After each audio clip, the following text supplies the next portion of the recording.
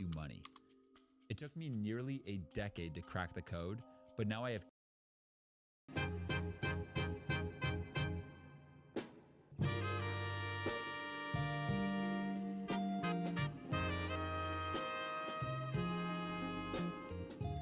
So you want to build a personal brand, but you don't know how.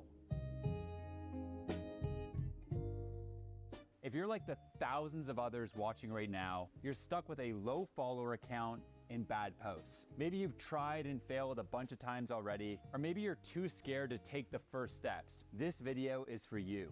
One of my biggest regrets is not building a personal brand sooner, when the evidence was right in front of me.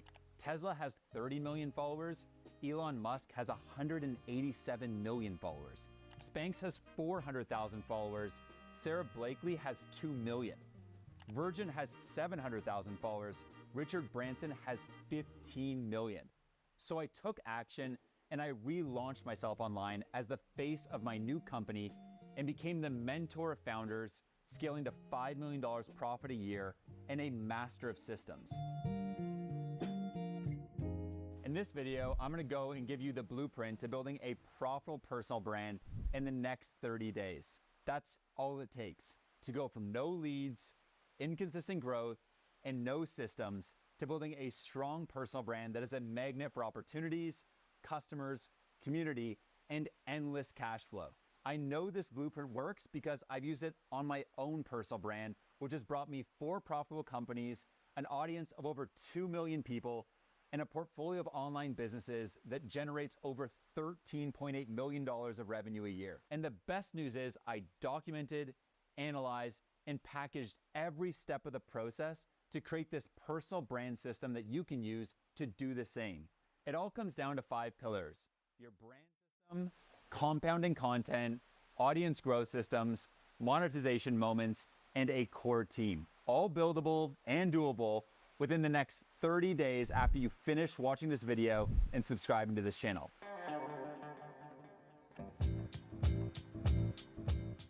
Number 1, brand system. Your brand is what people say about you when you're not in the room. Whether you know it or not, you have a personal brand. The question is, are you intentionally growing it? Are you comfortable with how you portray yourself online? Are you intentionally leveraging your personal brand to grow your business? We are all brands, and you own 100% of it. So how do you create a personal brand that is a magnet for your dream customer? You need to get clear on your vision, your mission, your values, goals, target market, content categories, content IP, and content ideas. What is your 1-sentence statement that outlines what your company does, why it does it, and how it gets it done? My mission with FounderOS is to help over 100 million entrepreneurs accomplish their dreams through proven systems. Your values determine the tone, voice, and personality that you're going to have online. From there, you want to determine who you are looking to target, and then be specific. At FounderOS, I target high-growth founders that are looking to go from 7 figures to 8 figures to exit through proven systems. So now that you know exactly who you want to target, you want to get outside the building and actually go and speak to these people. Survey them, ask them questions, talk to them. Understand, what is your biggest challenge? What are your biggest aspirations?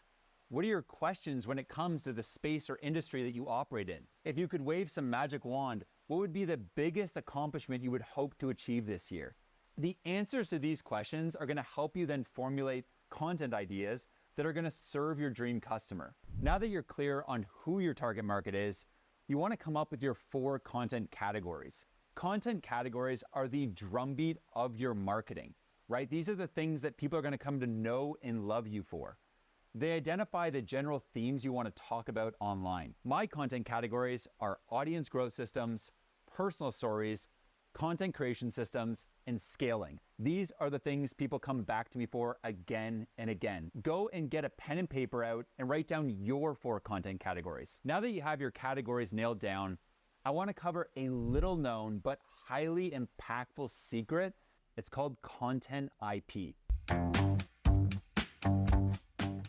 Casey Neistat's sunglasses, Daniel Dalen's thumbnails, Peter McKinnon's What's Up. What's up, everybody? Peter McKinnon here. They are trained elements that consistently are woven into every piece of content associated with their personal brands.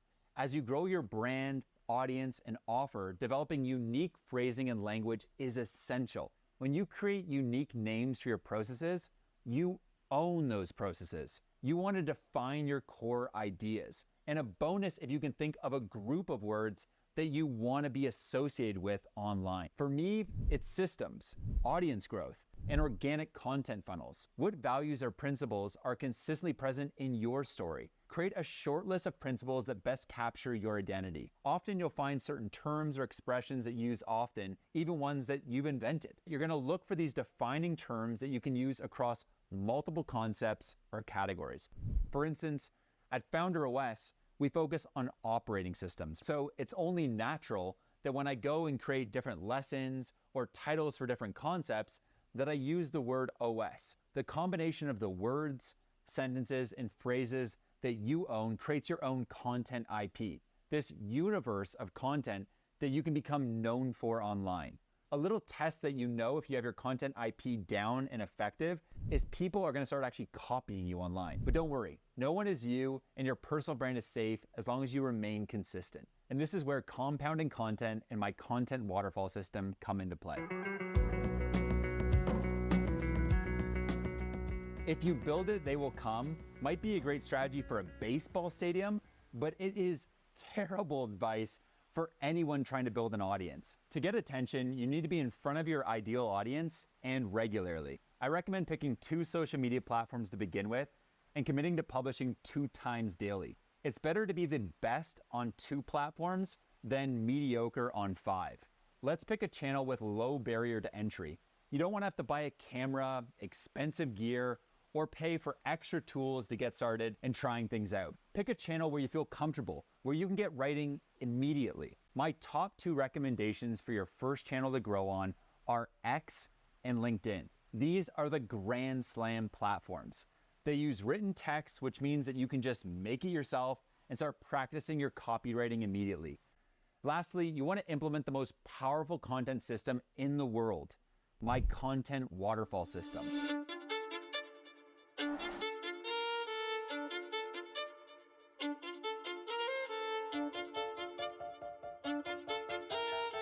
Building a brand and growing an audience of raving fans is key for achieving both your business and revenue goals. However, there's a classic catch-22 that comes into play. To build and sustain a personal brand, you have to post engaging content daily across multiple platforms. And anyone that tells you differently is either getting lucky or is just lying to you.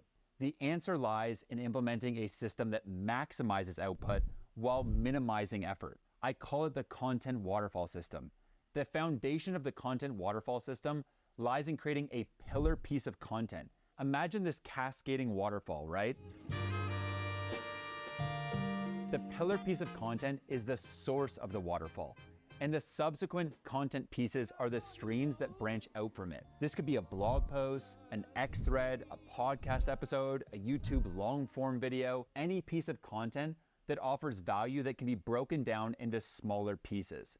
I use an X thread as the pillar piece of content. This idea and the copy from that X thread becomes inspiration for 10 more short form tweets. They become content like 3 principles I live by, how to start a business from nothing, 7 marketing metrics, building an audience, writing online, how to deal with being unfocused and going for a run, nature is the greatest mentor, applying the 80-20 rule to everything.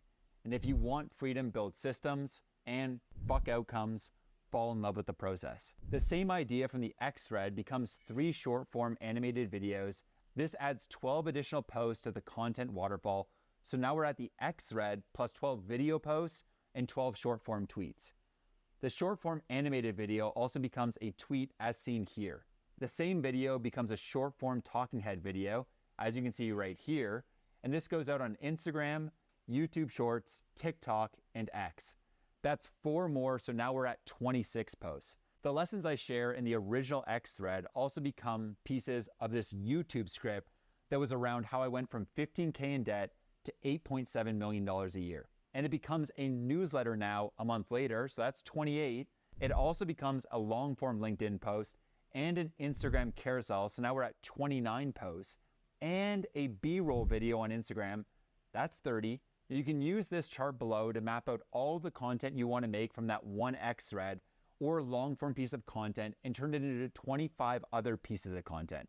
Focus on content that inspires, educates, entertains, makes people think, and triggers some sort of emotion. If you're looking to come up with 100 content ideas in just 30 minutes, I'd recommend using my content idea machine.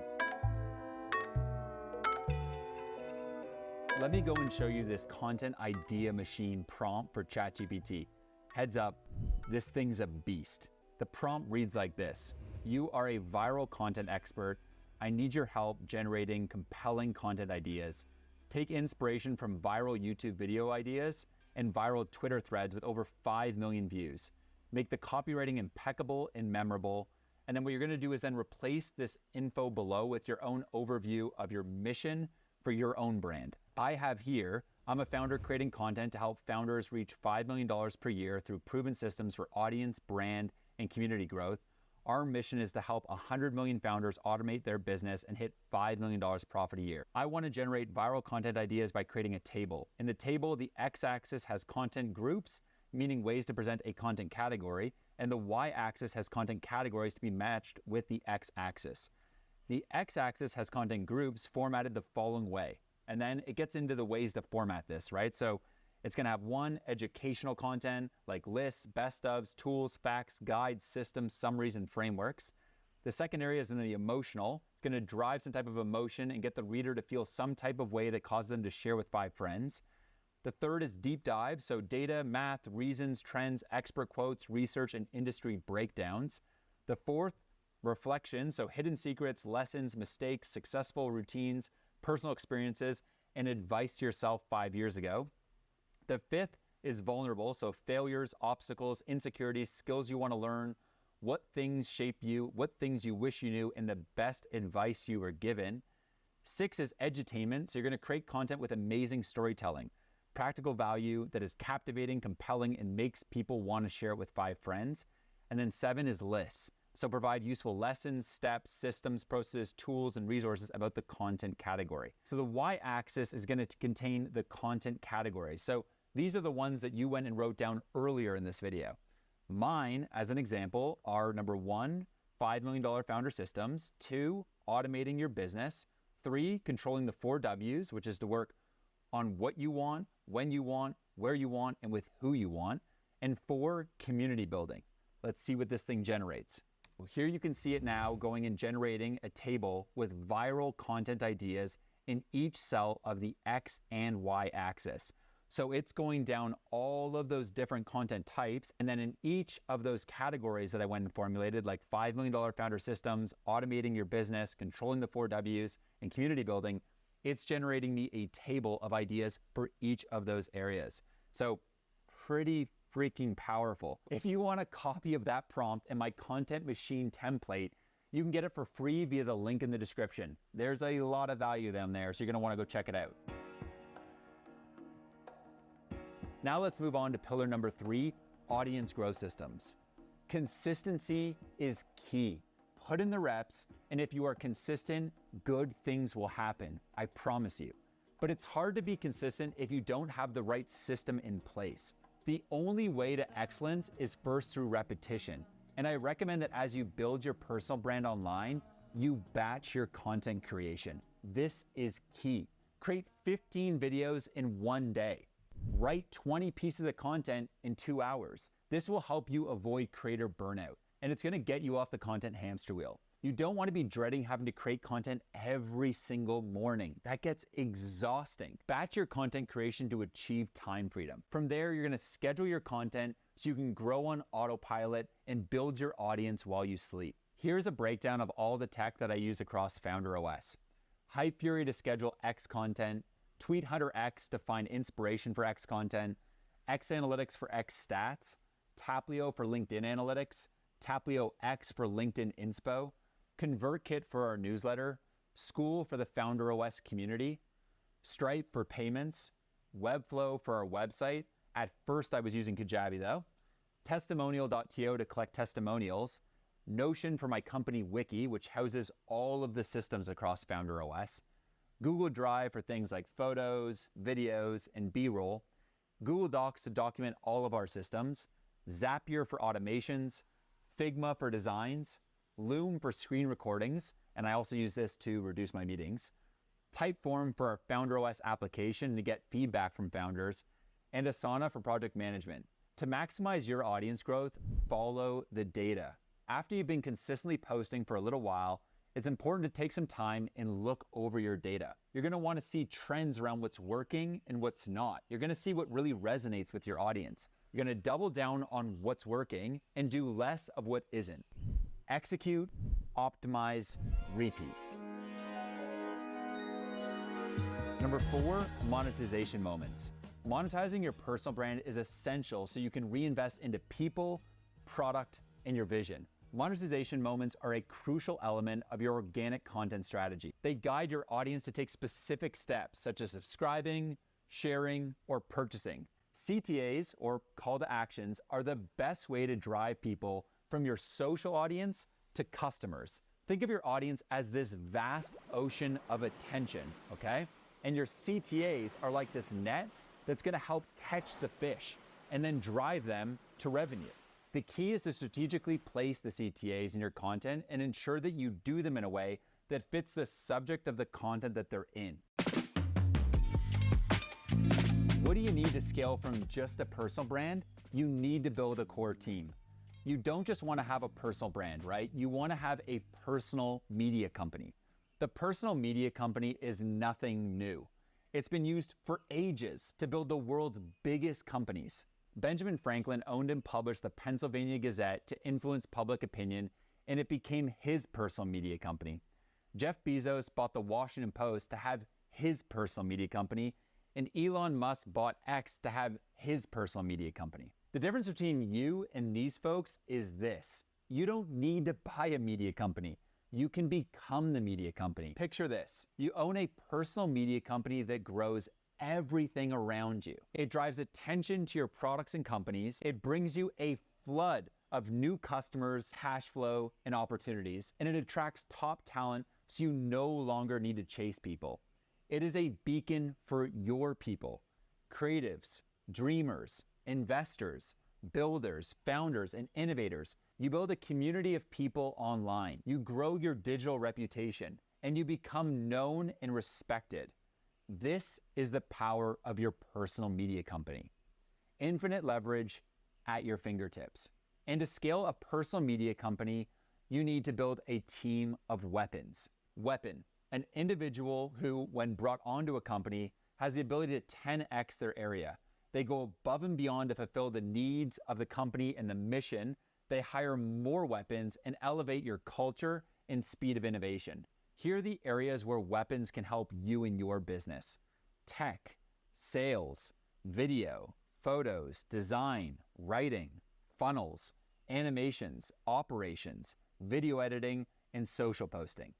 In the last 20 months, I grew an audience of over 2 million people around my personal brand. I haven't done this alone though.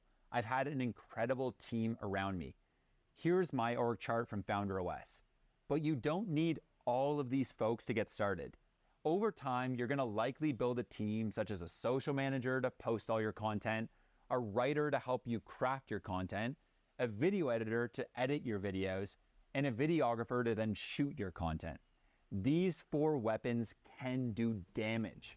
This is the profitable personal brand playbook. If you want more systems to grow an audience to 1.8 million, just like I did, check out this video on my system to get your first 100,000 followers. So if you enjoyed this video, you're gonna love my next video. So be sure to like and subscribe, and I'll see you in the next one.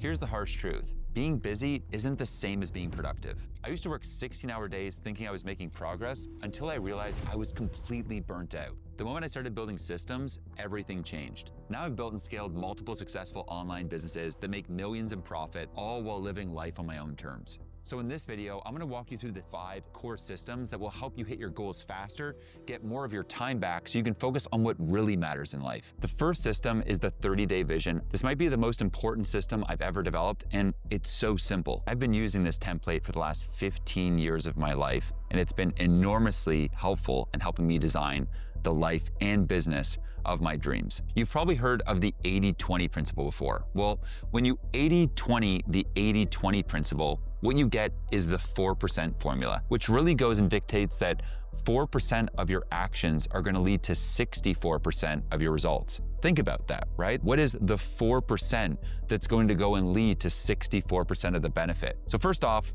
we're gonna go and kind of chart out our vision here. So what's the one word for this month? I'm gonna put in unstoppable. That's what we're going for here. Now, when I think about the dream outcome for the month, right? This could be anything. It could be a revenue goal you have, a profit goal, could be a health goal. I'll go and put here 800K of revenue, let's just say.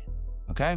That's gonna give us what we need to go and invest in some insane stuff we have coming down the line. And how I wanna feel at the end of the month. So how I always wanna feel is I wanna feel peaceful and calm. Now, when I think about the one domino, what's that one thing I need to do to really achieve these big goals that I have in life? You know, inside of FounderOS, it's the content that builds the movement that drives founders to us. And that is one of the core flywheels. It's really the founder flywheel that exists inside of our business. It all comes down to exceptional content creation. Now, why this matters? Well, for me, you know, my mission is to really go and unlock human potential. My goal is to help 100 million founders accomplish their dreams through proven systems, and each piece of content that we put out gets us one step closer to that big, hairy, audacious goal. Now I'd like to get into the one things. What's that one thing that you can do in these 4 areas of your life, your business, your personal growth, your health, your relationships,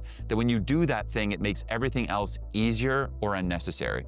And so when we think about business growth, the one thing is, say, creating 2 amazing YouTube videos per week. On the personal growth side of things, okay? For me, the one thing there is to make sure that I get 4 hours of founder flow every single day. So 4 hours daily of founder flow. And then when it comes to my health one thing, currently, I'm going to Barry's every single morning, 6 a.m. to 7 a.m. here in London, England. So that's what we're gonna keep doing. You know, just those HIIT workouts every morning. Then, you know, on the relationship, family one thing, let's just put here, call my parents weekly. So on the execution side of things, we now wanna think about, okay, week by week, what do we need to do to go and ladder up to these big goals that we have for the given month? So for me, it's maybe hiring a new editor, building a new company dashboard, getting the team retreat going to create maximum alignment amongst our entire team at FounderOS, and then hosting an epic Bali retreat here at the end of the month for 50 special founders inside of FounderOS. Now, the constraint right now is, as we're scaling up the video engine, is that honestly, we need another video editor. So, you know, I've gone and put that as the constraint here, and hey, if you know anyone, tell them to reach out. And you saw that, right? That was like 3 minutes. You can go and spend 3 minutes right now, and go and fill this out for yourself so that you go and set yourself up for the best month of your life. So go check that out via the link in the description. System number 2 is radical deletion. Imagine trying to clean your room, but not even taking the trash out inside of it, right? And the same thing goes for your life. We oftentimes think that to become the person we're looking to become, or to create the business of our dreams, we need to keep adding things. But oftentimes the best approach is radical deletion. You know, going and stripping away all the noise, the clutter, the stuff that's just distracting you. The system I use before I actually go and build a system is that I ask myself, what can I remove? You know, I look at myself like, you know, Matt, 8 years ago, right? Here I was, and, I was smoking way too much. I was consuming way too many substances. I had a lot of toxic people in my life that I allowed to just bring me down. I had multiple different ventures I was focused on all at once. And, honestly, I was incredibly distracted. And so what I realized is that first things first, before I just built some insane system around what I was doing, I actually had to start with just deleting so much of this. So, I became sober. I cleaned up more of my friend group. I got clear on just one thing I wanted to build, which became Founder OS. I started stripping away all these habits that were not supporting me. I was really radical about this. If there's something that I wasn't a hell yes about, I just deleted it. The same thing goes for your life, right? What are the relationships that are no longer supporting you? Delete them. What are those health habits that are actually moving you further away from your goals? Delete that shit. So here are the 3 steps you need to go and build a more simple life and be able to actually go and run this radical deletion process in your own life today. Number 1 is you need to do a deletion audit. Number 2 is then when you look at the stuff that's left, what's more of that stuff that you could automate to get more of your time back? And then thirdly, is there anything that you can go and delegate that's currently on your plate?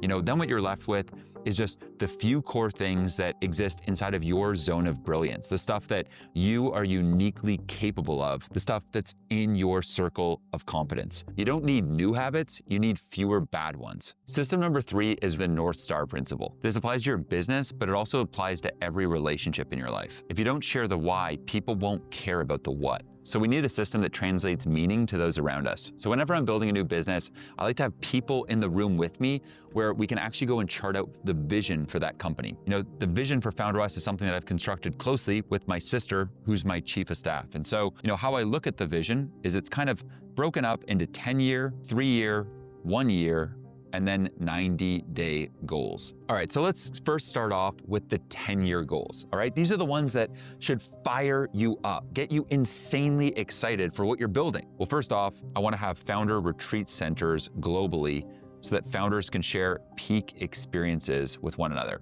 In addition to that, I wanna ladder up all of our YouTube content here to getting a show on Netflix. So we'll put that there. I also wanna make sure that we just have a remarkable company culture. So, amazing A players all across the company. When it comes then to the 3-year vision of what I need to do to ladder up to that, we need to get our newsletter to 3 million subs, okay? And it's well on its way, just crossed around 300K subscribers.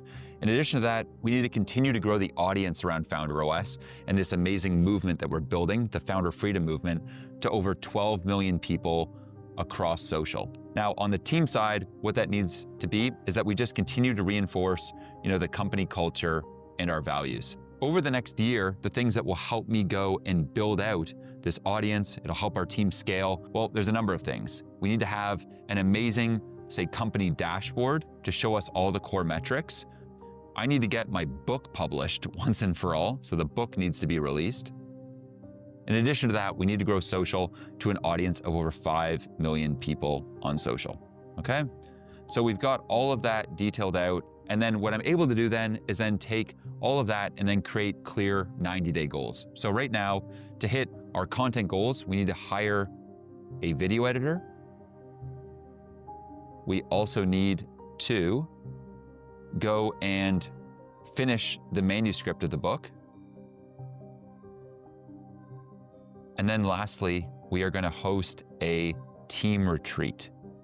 So the team can come together in Bali and jam on the 2026 plan. So here you can see, the 10-year, 3-year, and 1-year goals all synthesized that then allow me to go and make sure that what I'm working on for the remainder of this year go and ladder up to the big goals that I have in my life. So if you're serious about actually going and accomplishing what you're looking to do, first off, you need to go and map out your North Star just like I've done it here. Now, if you want this template, again, go and get it via the link in the description. Now, in addition to that, what you want to do is go a layer deeper and make sure that you start going and really talking about this vision with your team, with your audience, your community, so that people start to kind of band around it, because nothing goes and motivates people more than a compelling vision. And so you need to go and map out your vision today so you can start building that movement around you. System number 4 is drawing the blueprint. Do you even understand something if you can't draw it out on a napkin? I remember when I was first going and building Founder OS, I knew that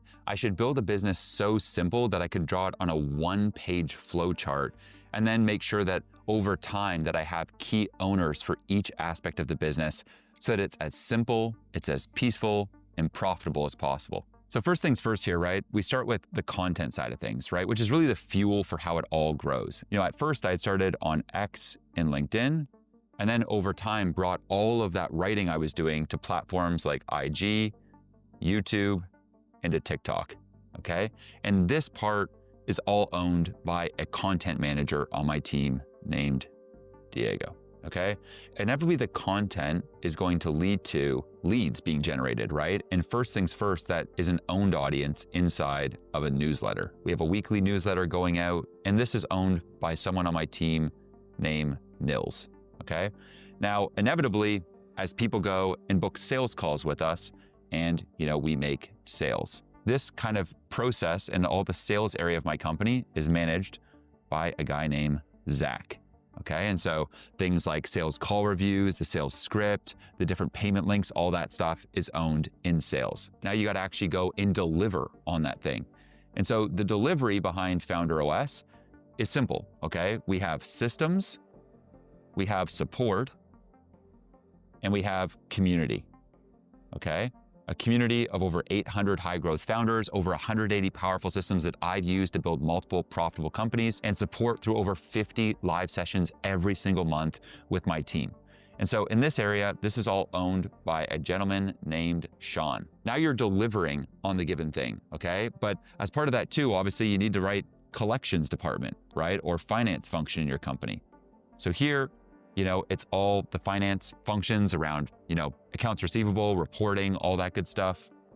And so that is all owned by someone on my team named Hayden, okay? And then obviously once we've collected cash, the key thing here then is you've delivered an amazing service, people are really fired up. You essentially want to drive renewals and recommendations, okay? People leaving amazing reviews, right? And then people being upsold to bigger offerings we have. All of this process so far gives us an enormous amount of data that's all tracked inside of a CEO dashboard that I've created inside Founder OS. And this is owned by someone on my team named Dawn. Now, as we start to collect all this data, okay, we can essentially go and actually drive insights from the data, which is honestly the most valuable part of it all, right? Because, it's one thing to actually collect data, it's another thing to actually then use it to inform different areas of the business. So the insights here come through a weekly report that is generated, okay? And that is owned by Nick on my team, okay? So the insights that we go and generate then are able to go and fuel our approach to audience growth, okay? We get different insights. As an example, that let's just say a lot of founders are actually really obsessed with getting their time back. Well, we're gonna again go and use those insights to go and create more high converting content, okay? And the type of content that, you guys actually care about. So we're making more of the stuff that you guys are signaling to us that you really wanna see, and less of the stuff that honestly you don't care about. So on that side, it's a gentleman named Yan on my team that owns that. That audience growth, right, then feeds in to our content GPS, which is the most powerful system I've ever created, okay? And that really consists of an amazing video, an application, okay? And then a smart router that routes the right people to the right product for them, right? Because there's a bunch of different offerings that we have for different kinds of founders. And then you guessed it, right? We generate, a lot of insights from that as well that feed our content. And this whole thing creates this amazing flywheel behind Founder OS. By just simply drawing it like this, where it's like simply laid out, all these 9 pieces are all labeled. There's a key stage, some bullets underneath it, and then an owner.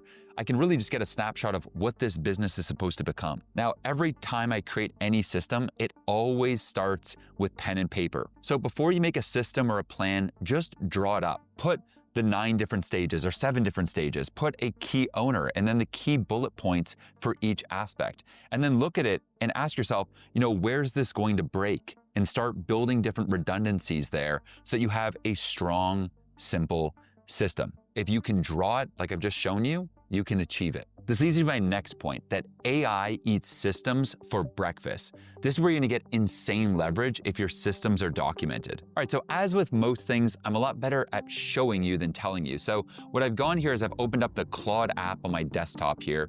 So inside of Claude, you can see that all the core systems that I've made and that I've even shown you here, they become Claude projects. So a system becomes a project. Say as we've gone through things, right? I showed you that map that I made of my entire business for Founder OS. Now, I've gone and made that whole image and system into a project called Clockwork to basically ensure that my business runs like clockwork. Each project can now have its own memory and instructions, so I can go and add in clear instructions that allow me to go and scale my business to hit its revenue goals, profit goals, and the overall mission, vision, and values that we have.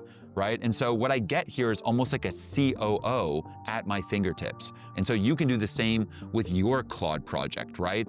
Set up projects for your different systems. Make sure that you add in really detailed instructions. As you can see here with mine, we're talking like 2-3 page prompts here, right? They get into the exact words I use, the exact systems that I have. I help it go and map out different strategies to get Founder OS from where it is today to $20 million a year. I use it to go and run different reports and analysis on the company, to go and find the most high leverage tasks that I have. And I use it also in those monthly plans that I started this video with so that I can go and outline, okay, well, what's the one thing I should be most focused on this month? This is what the future of entrepreneurship and really high growth individuals looks like, right? It's, yes, being systemized, but it's not optional anymore, right? So what do you need to do to take advantage of all this? Well, number one, you need to go and document your core systems. Number two is that you need to go and then build leverage by running those by others in your life to refine them. Number three is then you want to make sure that every system has an owner. And number four, in the new AI era, you need to make sure that every system you create has a project inside of Claude or ChatGPT. From there, number five is that, like anything in life, right? It's about iterating, making the project better, the instructions better, the outputs better. This is how you go and build a legendary life. And this is also how you go and accomplish your dreams 10x faster than those around you. So if you want to go and set up your Claude the same way I've set up all my projects, well, I provided you with a complete guide via the link in the description. So go and check that out and go and take action building these things today. At the end of the day, freedom doesn't come from working harder. It comes from building better systems. Start small, keep it simple, and remember, the more clearly you can think, the more leverage you create. If you like this video, don't forget to subscribe and go and check out this video next. There's a simple way you can force yourself to be consistent and do hard things. And it's not about having more motivation or discipline, it's about building the right system. At 22, I was working 15-hour days, but I wasn't growing or getting things done. Fast forward to today, and I built 4 successful companies and a community of over 14 million people. In this video, I'll show you how to design a system that makes consistency automatic, so even on the hardest days, you're still able to follow through and get things done. To build this system, you'll need to master the 3 levels of consistency. Level 1, design the system. Level 2, become the system. And level 3, scale the system. Each of these has its own set of habits that will set you up for success. The math to consistency is really simple, right? 1% better every day is 37 times better in a year. Humans have a hard time really fathoming what compounding looks like, because in any given day, it doesn't sound like you're really moving that much, but suddenly when you take a step back, over 30 days, a year, you're amazed at how much you've accomplished. Most people aren't bad because of motivation.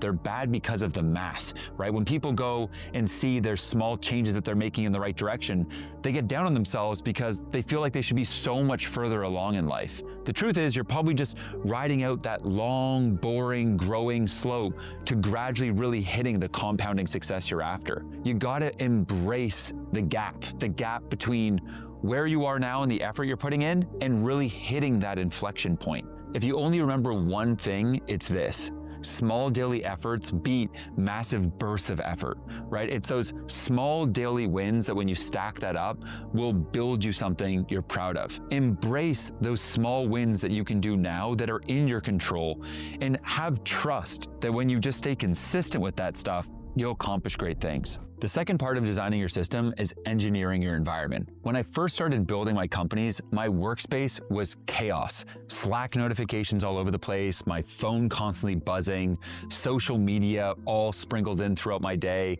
answering emails 5 times a day. My desk was a mess, my life was a mess. I was using different substances to cope with the stress. The reality is your workplace and your environment is a mess, well, your business is gonna be a mess. If your mind is a mess, your life is a mess. And so you need to go and declutter all of your environment, right? Deletion equals simplification. What I learned over time building businesses is the importance of creating frictionless focus. You want your environment to be incredibly conducive to you just being the best version of yourself. When you look at your bedroom, is it something that's conducive to an amazing sleep at night? When you wake up, do you have your gym clothes packed and ready for that nice morning workout that sets your day off to that winning stride? We create our environments as humans, but those environments also create us. So create your environment intentionally. So here's how you do it. You gotta audit your environment for friction.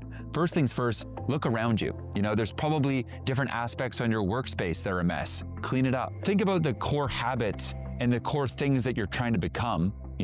Maybe successful in business. Maybe you're trying to be well rested. You want to have good energy. You want to have good health. What are the different things that you can do with your environment that would help make that success inevitable? Step 3 is to plan over your mood. Years ago, I'd wake up and just go with the day and see what the day was gonna bring me. I'd gradually go and make a plan in the morning, roughly of what I wanted to do.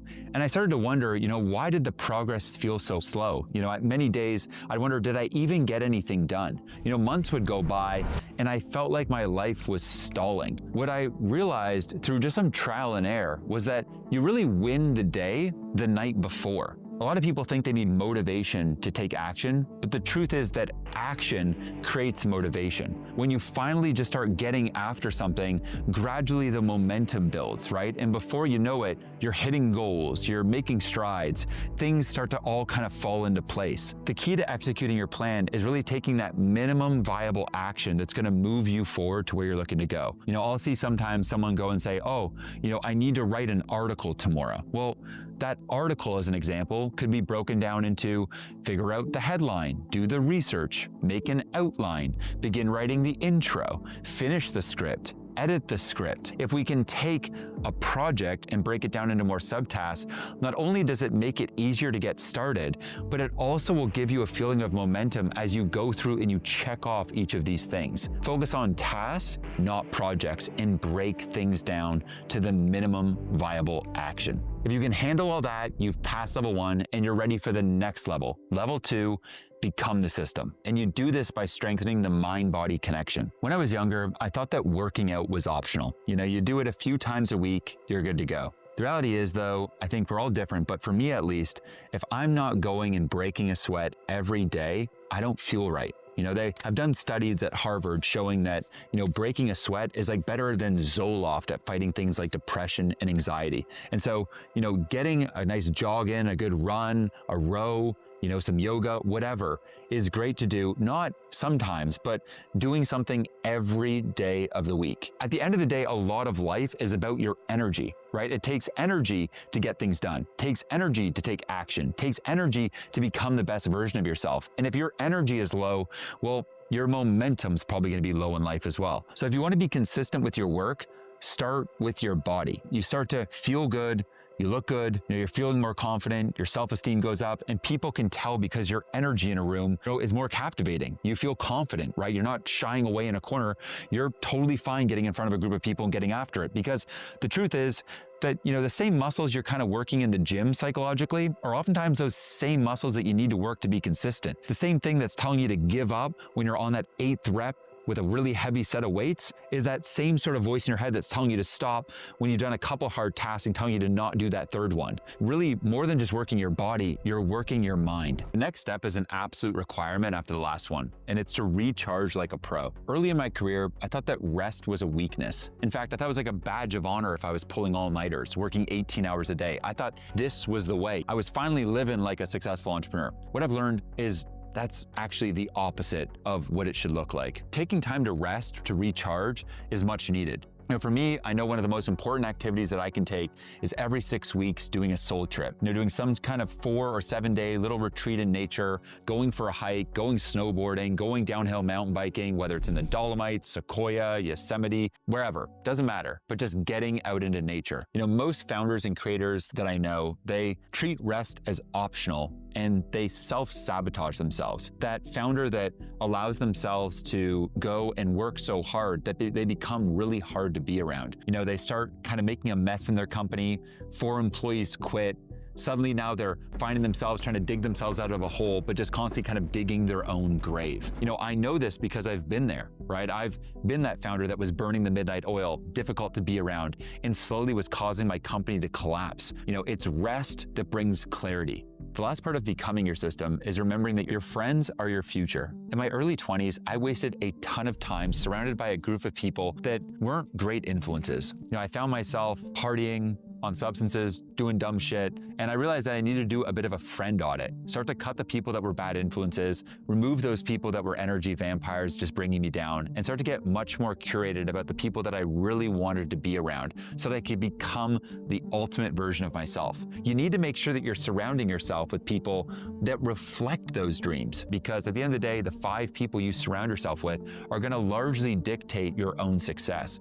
So choose wisely. Level 3, scale the system. Up until this point, I've shown you how to become more and more consistent, but these next 3 steps are gonna help you become super successful, starting with setting up accountability. A year and a half ago, I decided I was gonna write a book, and one of the first actions that I took was to announce it to everyone I knew. The reason that I did it is because I knew all these people around me were gonna hold me accountable to actually writing this damn book. This sort of way of doing kind of a public accountability exercise of actually announcing to people like, hey, I'm doing this thing, has become incredibly motivating because now I gotta fulfill on that promise that I've given so many people. Most people avoid accountability because they fear embarrassment, but that's the whole thing. Your fear of embarrassment is gonna cause you to actually do the thing. The moment you make a promise in public, you're putting your reputation on the line.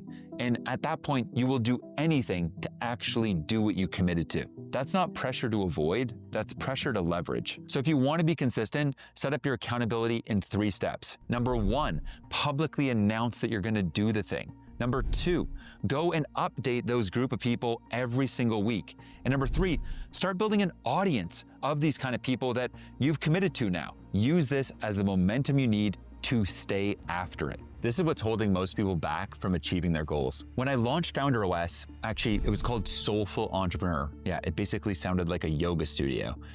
This thing was messy. The site was janked together on Kajabi. The branding was all over the place. The color scheme was ugly as hell. But guess what? I just launched it. Looking back on that experience 4 years ago, I don't regret a thing because it's going and putting yourself out there and launching at 80% that allows you to go and make progress, to learn and then figure it out. That's what allowed me to create the 180 powerful systems that we now offer inside of Founder OS, which is the community of high growth founders that I've created. None of that would have been possible though if I hadn't have just launched the messy first draft. And so in your own life, what does that look like? What's that thing that, you've had it, sitting there in your folders or on your desktop or, in draft mode for far too long? This is your sign to just launch the damn thing. What matters the most is your velocity of learning. Are you putting things out there, getting feedback, incorporating that feedback into what you're doing, learning from it, doubling down, stopping the things that aren't working, and keeping that cycle going? It's the fastest learners that are the biggest winners. Now that you're consistent, well, what do you do with it? You compound it. Over 7 years ago, I struggled with alcohol, drinking at least 4 nights a week. And it had become a pattern in my life, a rhythm that I knew needed to stop. And so sure enough, I got some help, I got a coach, got a therapist, and stacked up 7 days of sobriety, 30 days of sobriety, and then now 7 years. Along that journey, I also started stacking different habits. I started to then journal just a half a page every morning. That then led to 3 pages every morning, and then led me to sharing some of that work onto platforms like Twitter and LinkedIn. That gradually led up to building an audience of over 3.2 million people around my personal brand. And that then led to the creation of Founder OS. I tell you all this, and I'm definitely skipping some of the details just to show you that sometimes it's those most innocent little changes that we make that stack up to create some of the biggest impacts in our lives. And so when I think about going and building leverage these days, one of the most important things that I do is 4 hours of founder flow every single morning. Now, for you, what you want to think of is, what's that big thing that you're trying to get done in your life, and then break it down to what you need to do today to get there. The biggest mistake that a lot of founders make, though, is that they view consistency as a daily grind, when it is the consistent actions that you take daily that really create the person you're trying to become. Discipline builds momentum, but leverage builds freedom. And when you combine both, you stop working for your consistency, and your consistency starts working for you. I went and created a comprehensive guide called Consistency OS, so in the next 30 days, you could go and master consistency in your life and business. If you're interested in going and checking that out, go get it for free via the link in the description. It's a free guide that's gonna help you, your team, become way more consistent day after day. If you like this video, don't forget to like and subscribe, and go and watch this video, which is how I build a business that runs without me. You can conquer negative thinking once and for all if you have the right systems. I used to wake up with negative thoughts constantly. You should have been further by now thoughts that just paralyzed me every day. But now I wake up rested, and I've created 4 successful companies that have impacted over 14 million people. And finally, for once, my external success reflects my internal state. So in this video, I'm giving you the 7 core frameworks that I use to rewire my thinking and become a successful entrepreneur. The first framework helps with chronic overthinking. I call it the 1 domino decision. Your mental spiral can be stopped with just 1 domino. Before I learned this trick, I'd find myself in these crazy spirals. I would start to feel super anxious, really depressed, and it would go on for weeks and months. And I wouldn't even take the time to step back for a second and ask myself, what's that 1 domino that if I just did that one thing, it would make everything else in my life easier or unnecessary? And oftentimes there's a 1 domino for each area of your life. My 1 domino for health is getting my 6 a.m. workout in every single day. My 1 domino for my professional career is really making sure I get 4 hours of founder flow uninterrupted every morning from around 8 a.m. till noon. It's these 1 dominoes that allow me to go and finally get out of the spiral of overthinking, overanalyzing, and not knowing what to do next. This breaks the loop because of something called the Zeigarnik effect. Essentially just doing one thing, one, that just moves you forward ever so slightly can oftentimes set up a chain reaction that helps you start building the momentum, getting your confidence, and getting out of whatever's leading you to those negative thoughts. It's oftentimes the tiniest action that can just get you started on a path that helps you start feeling like yourself again. So here's how to go and find your 1 big domino. Go and write down the answers to these questions that come into your mind. What thought is taking up most of my mental space right now? What actions would make this thought lose its power? If I only had 10 minutes, what would I do first? You want to think about that next big move that you can make, that when you do that thing, it topples over many of the next dominoes in line. The 1 domino is your ticket out of analysis paralysis and into action. The second framework is called chop wood, carry water. This is for anyone dealing with self-shaming. The problem isn't that you hate yourself, it's that you think about yourself too much. A few weeks back, I was on a founder hike here in London, and I had a few founders come up to me and say, the thing that they liked most about, kind of what made me different online was this mix of sort of business and spirituality. Up until that point, sometimes I wondered if some of the spiritual aspects of what I may share with you guys is a little bit woo-woo, or, if it maybe even detracts people from just enjoying and getting value from what I do. I'm sometimes super hard on myself and really just beat myself up. I think it's sometimes just part of that high achiever sort of mental condition. Self-shaming actually just maybe moves you further from actually what makes you different. It's actually your uniqueness, your difference that's gonna actually attract people to what you're doing and help you be successful. Self-shame is that little voice in your head that causes you to stress over every gray hair, every wrinkle that comes up, every time you've made a mistake, or that past failure that you've had. To get over this, I always remember the Buddhist mantra, chop wood, carry water. Every single day, you just probably have 3 to 7 core tasks that you need to do that will get you where you are now to where you need to go. If you can just put blinders on and focus on those 3 to 7 things and get them done, no excuses, you're gonna gradually make the progress that you really seek here in life. So if you catch yourself going and self-shaming yourself, break the pattern. Just do something for someone else. What I oftentimes find useful is, maybe I'll go to my team in Slack and someone's done a good job, and I'll go and congratulate them on that and go and give them some specific praise. Maybe I go for a walk and just give myself some love by just being out in nature and just kind of switching the program in my brain. The reality is that we all have so much to be grateful for, and gratitude can oftentimes just be the antidote to those negative feelings that can come up. So the next time you need a reset, just repeat the mantra, chop wood, carry water. Focus on what's right in front of you, do it with love, and focus on what's next. The third framework is called the personal board meeting, which is my go-to framework whenever I feel overwhelmed. Whenever I feel buried in stress, I do what I call a personal board meeting with myself. I'll take some time, generally about an hour, around the end of a month to go and really get outside of my environment. I'll oftentimes go to my favorite cafe in a given city. I'll go and do some reflection. I'll go and think about, over the past 30 days, what were the things that I loved the most? What are the things that I learned the most? And what do I need to go and focus on to make the next month the best month of my life? And so from there, what I like to do is then go and plan out my business goals, my personal goals, and make sure I'm clear on also my own personal board of advisors. The kind of people in both my personal life and professional life, they're gonna help me get to where I'm looking to go. Whenever you're looking to do anything big, it's a multiplayer game. You need a good support system around you if you want to be successful. And I oftentimes find that, my mentors, coaches, therapists kind of serve as these bumpers that make sure that no matter where I go in life, I don't get too far off course. If you want my personal board meeting template, you can go and check it out via the link in the description. Go and reflect on your previous month, what went well, what didn't go well, and what can you do better?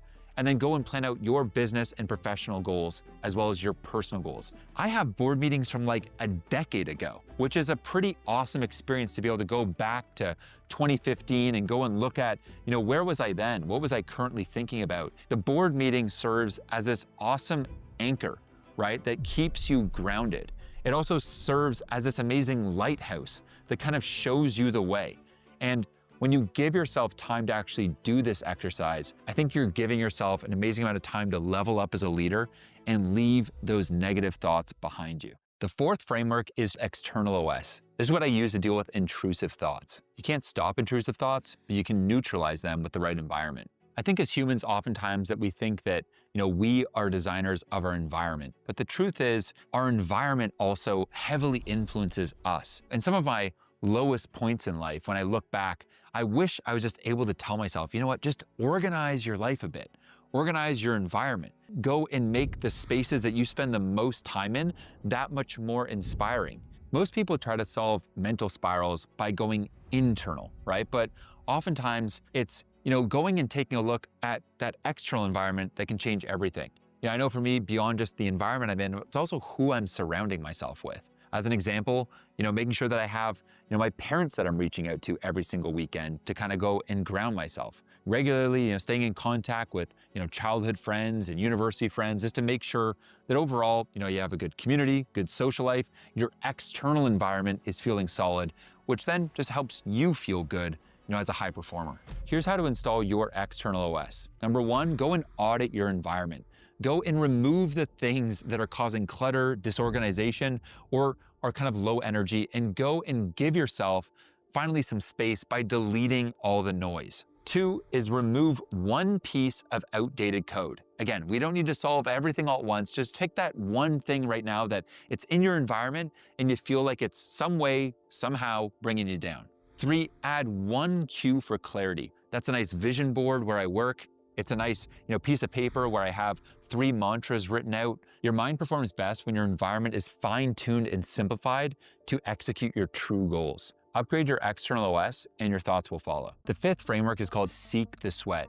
This is how I tackle anxiety. Anxiety isn't just in your head. It's energy in your body that's waiting to be burned. When I was younger, I worked out 3 to 4 days a week with rest days in between. But the issue is that those rest days turned into rest weeks. In my first business, I got it all wrong. There'd be weeks that I wouldn't work out, and I was a son of a bitch to be around. Fast forward today, running Founder OS every single morning, 6 a.m. on the dot.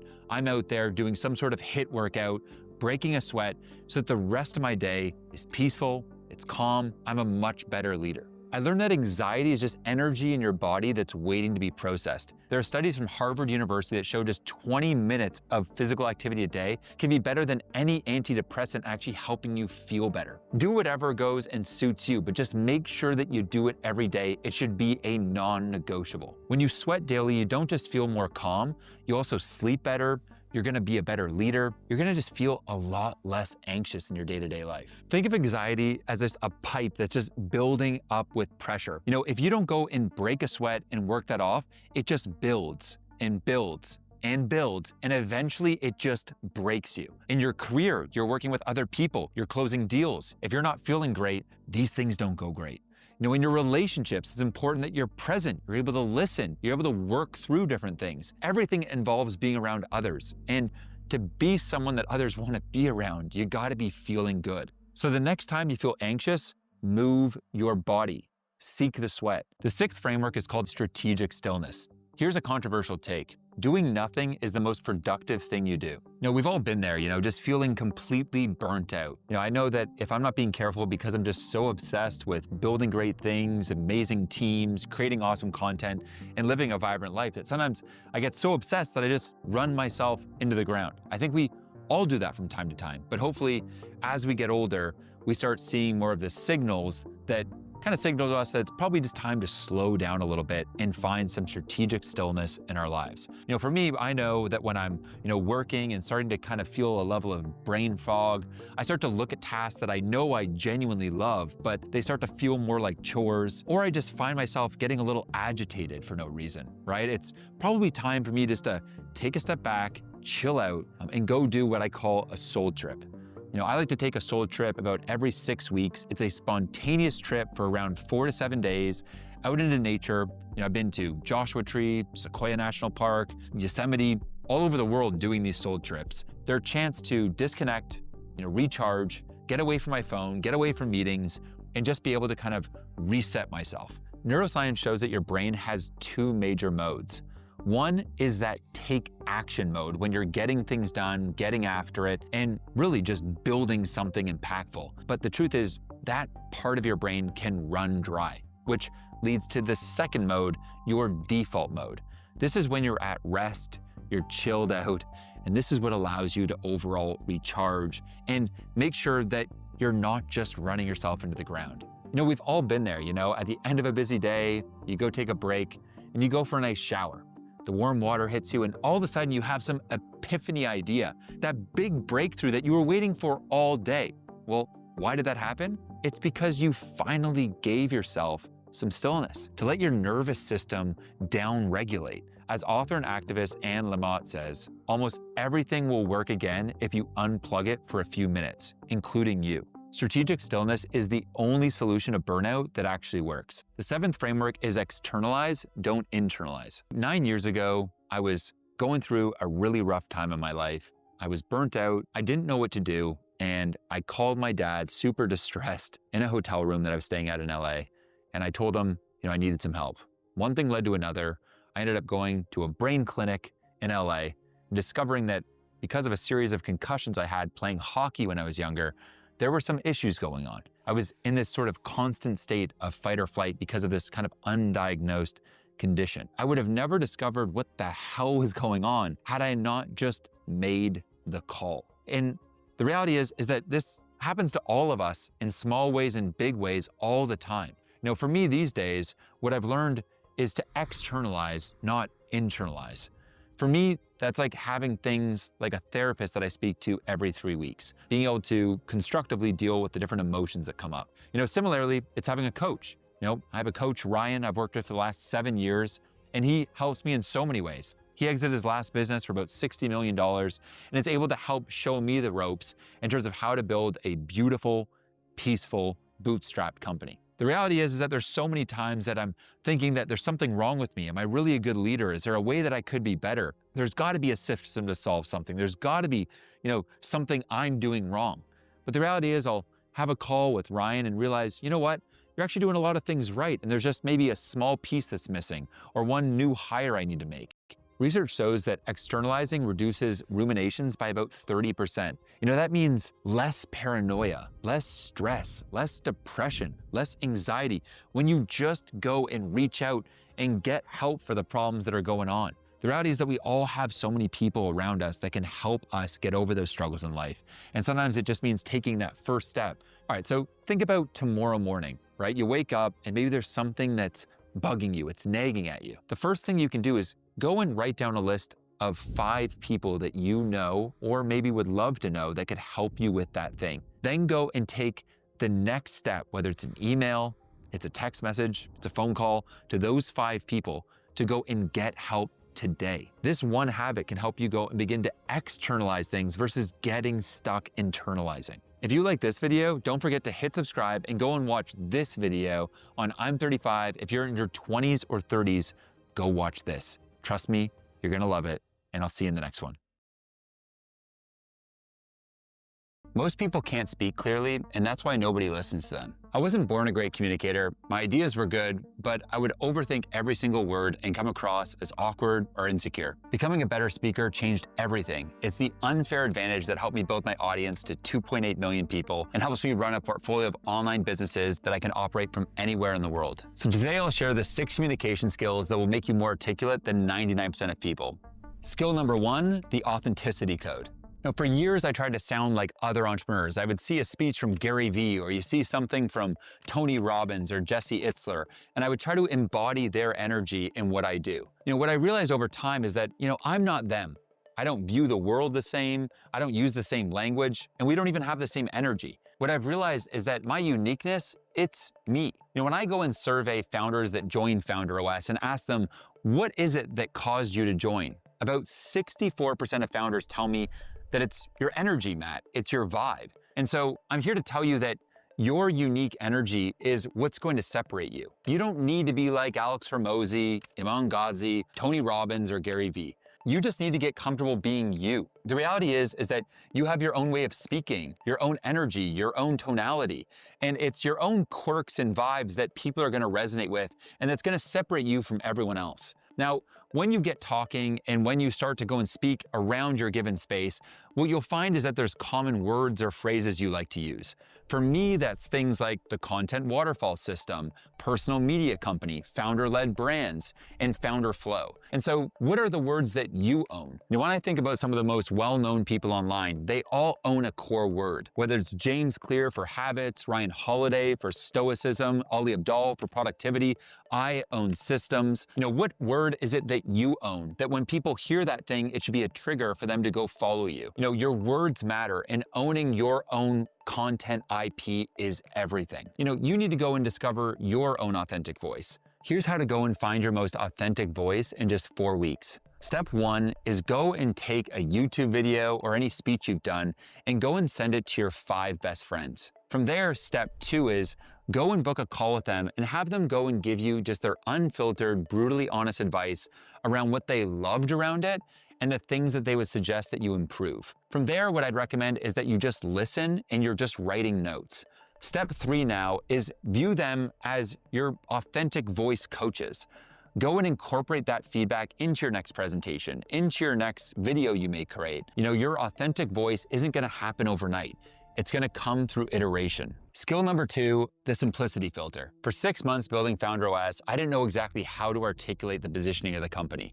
I made it super complex, right? The more simple things are, the more easy it is for the word to spread. About 60% of your customers are gonna hear about your business through word of mouth. And so you wanna make sure that you articulate your ideas in a way that is simple. But you're probably thinking, how do I actually go and make them simple?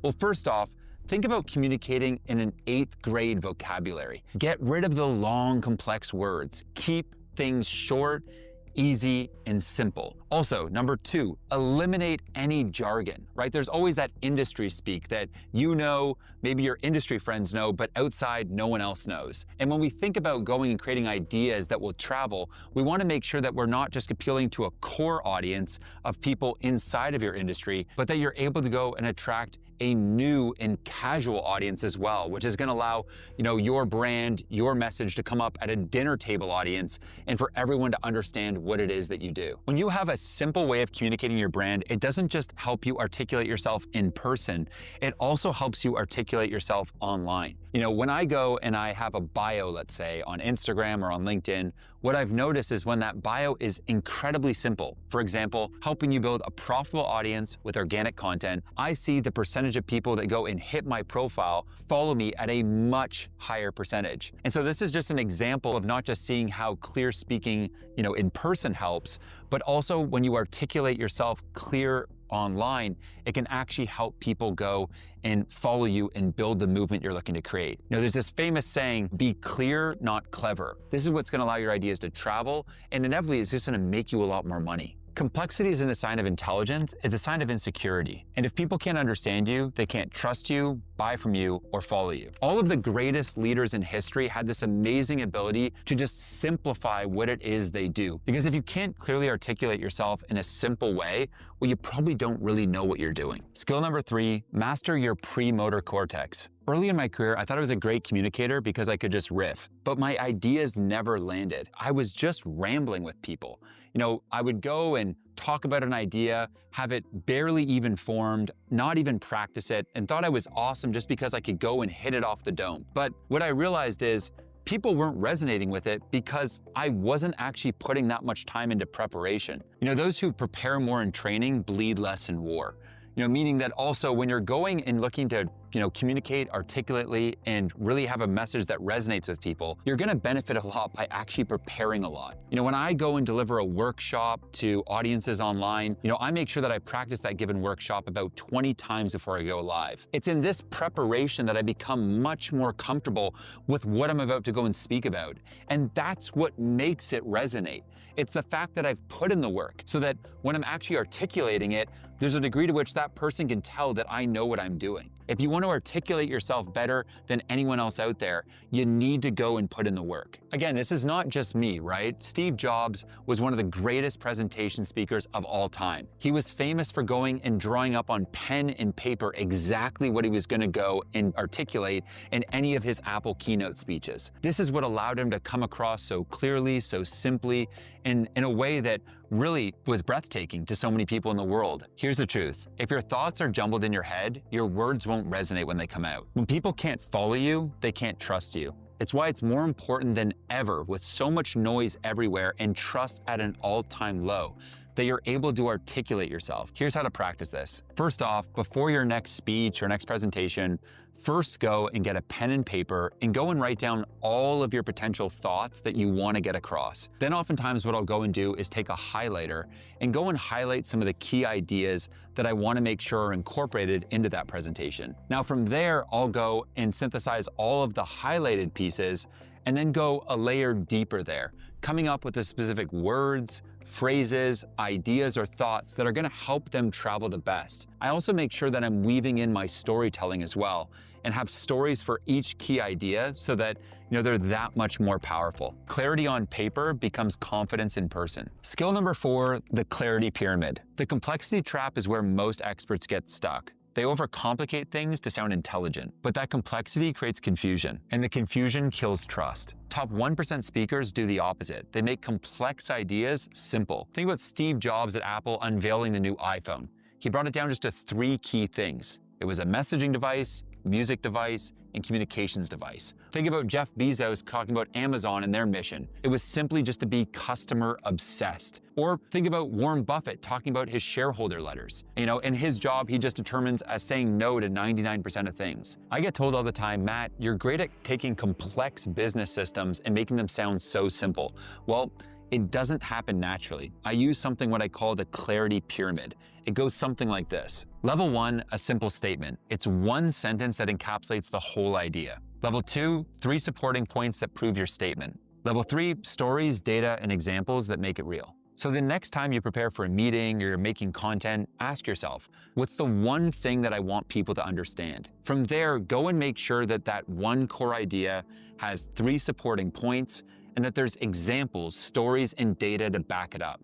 Make it as memorable as possible. So go and take that one thing you're looking to get across and go and now tell the audience a story of how you first struggled with that thing, how you then learned the given point, and it helped you overcome the struggle and achieve some big desirable goal. People will not just resonate with the lesson you're trying to get across, but see themselves in the story you're telling, which is going to make it that much more relatable and heavy hitting. Simplicity isn't dumbing down, it's leveling up. Skill number 5, the story spine. When I started creating content, I started blasting people with data and realized though that it wasn't resonating with them. One day I was mentoring a founder named Aneta, and she said, Matt, I understand these content systems are important, but can you tell me the story as to how you discovered them in the first place? I started showing Aneta, how I'd use systems like my batching system and content GPS to go and build this amazing audience, transform my life, and be able to also travel the world while just working on content a few hours a month. Finally, when I delivered this story, I could tell that something clicked for Aneta.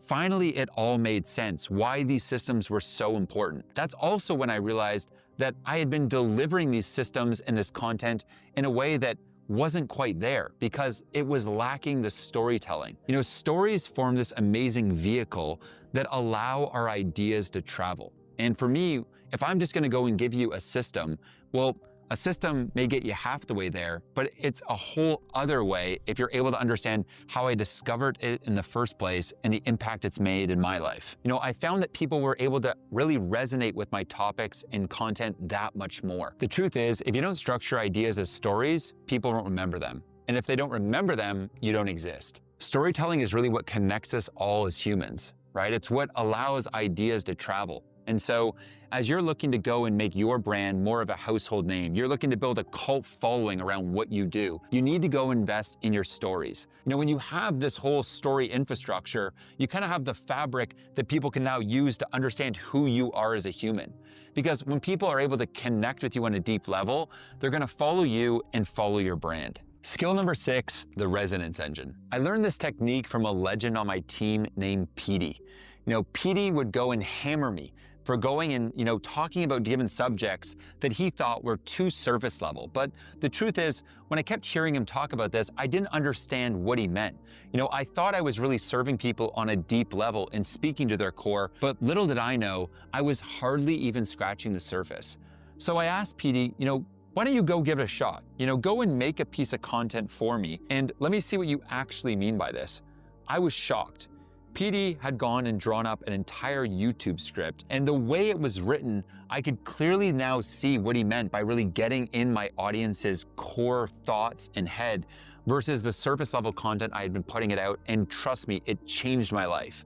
Here's how I would describe it. At first, I was talking about systems that would help a founder go and create content so they can get more of their time back. Yes, this is what a lot of people love and need, but it didn't speak to them on a deep level. What Petey had gone and articulated was something along the lines of the following. You go and you're making content day after day, but you're on a content hamster wheel. You end the day, you look yourself in the mirror while you're brushing your teeth, and you're wondering how much longer you can go living like this. You've been going over a year making content, the leads are slowly trickling in, but when you go and you look at your filming schedule and the writing you need to do the next day, you wonder if this workload is sustainable. You've been doing it for a year, but when you look at the next 10 years, there's no way you could keep up. You can see here between the two differences of what I just brought up.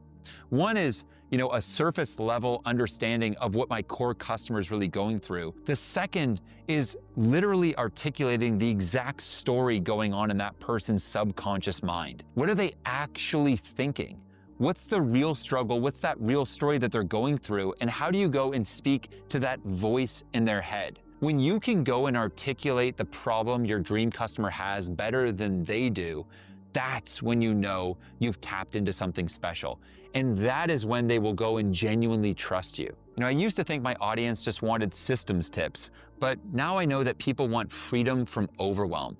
You know, they want clarity. When you can speak to the story in someone's mind, they're gonna understand that you really get them. And you're not just looking to sell them, and thereby, they're gonna wanna become a core customer of what you're building. This is the power of resonance. If you wanna go and implement these communication skills into your business and life today, go and check out my confident speaking protocol via the link in the description. And if you like this video, don't forget to subscribe, and I'll see you in the next video. 15 years ago, when I just got started building businesses, I was working 80 hours a week, working myself to the bone. Fast forward 15 years, and I just work 20 hours a week on my zone of genius. And in this video, I'm gonna share the 4 systems that are gonna help you avoid the 4 time traps, and honestly, just live a more enjoyable life. So let's get into this. Time trap number 1 is your calendar. Now, I've been there. Looking at my calendar, it looked like a damn Jenga game, just fitting in one piece after the other until 5 days a week, I've got 7 hours of meetings a day and hardly have any time for the real work I need to do. This wasn't sustainable. Going from meeting to meeting, developing insane levels of Zoom fatigue. And at the end of the day, at 7 p.m., you've worked your ass off all day, but candidly, I don't feel I've actually gotten any work done. Something needed to change if I was gonna really go and get myself the time freedom I was after. What I've invented these days is a few rules that are really important. Number 1,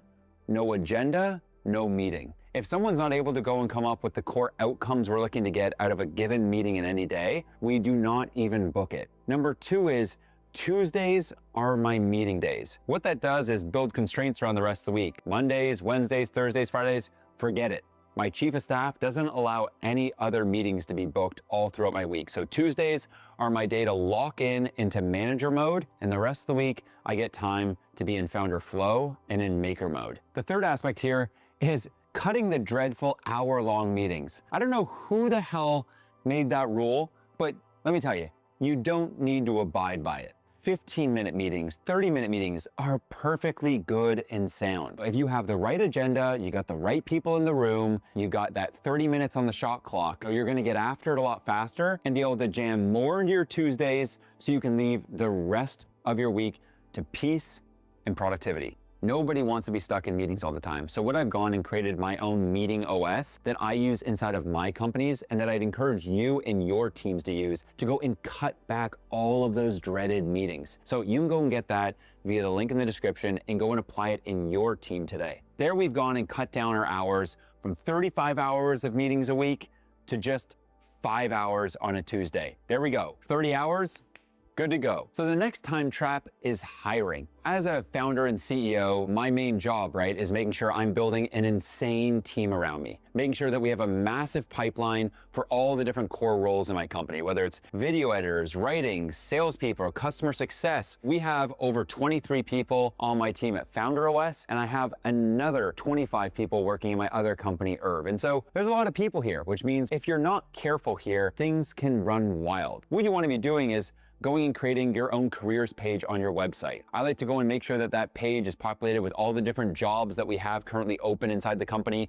I also put a video on that page that's basically selling people on our culture, what we're all about, who we are, and who we are not. That last piece is really important. I actually kind of want to scare people away from working with us. And the way I do that is I make sure that I talk about the edgy parts of our culture. The fact that we have an all-in mentality. We take extreme ownership. We're really bought into this vision and die hard about it. If people aren't down with that, I'd rather them just go away. And so what I'm doing here is I'm then going and driving people to this page. They watch the video. If they feel like they're suitable for the role, they apply via a type form, and then we'll go and get them on a call. Here's where I cut my time from 12 hours to just 2 hours a week around hiring. Our interview process looks something like this. We'll have an initial culture-based interview to understand, would we even have any chemistry with this person? Would they fit into the squad that we've built? And I don't need to run that meeting. My chief of staff runs all those to do that quick assessment in 30 minutes. From there, if the person seems right, we'll generally have them go and complete a take-home challenge. We're giving them some sort of challenge, generally has about 4 parts to it, that gives us a sense of how this person would actually do the work in their role. It's one thing to have a person do a bunch bunch of talking, but for us, it's like, just show us your damn work. Now we have someone submitting the challenge. They're then getting on another call or interview with their given hiring manager. And assuming they've gone through a few people on our team and every single one of those people are like, yes, this is a hell yes, then there's a final gut check interview with me, which is the final piece of the puzzle. So I'm only getting on hiring calls or interviews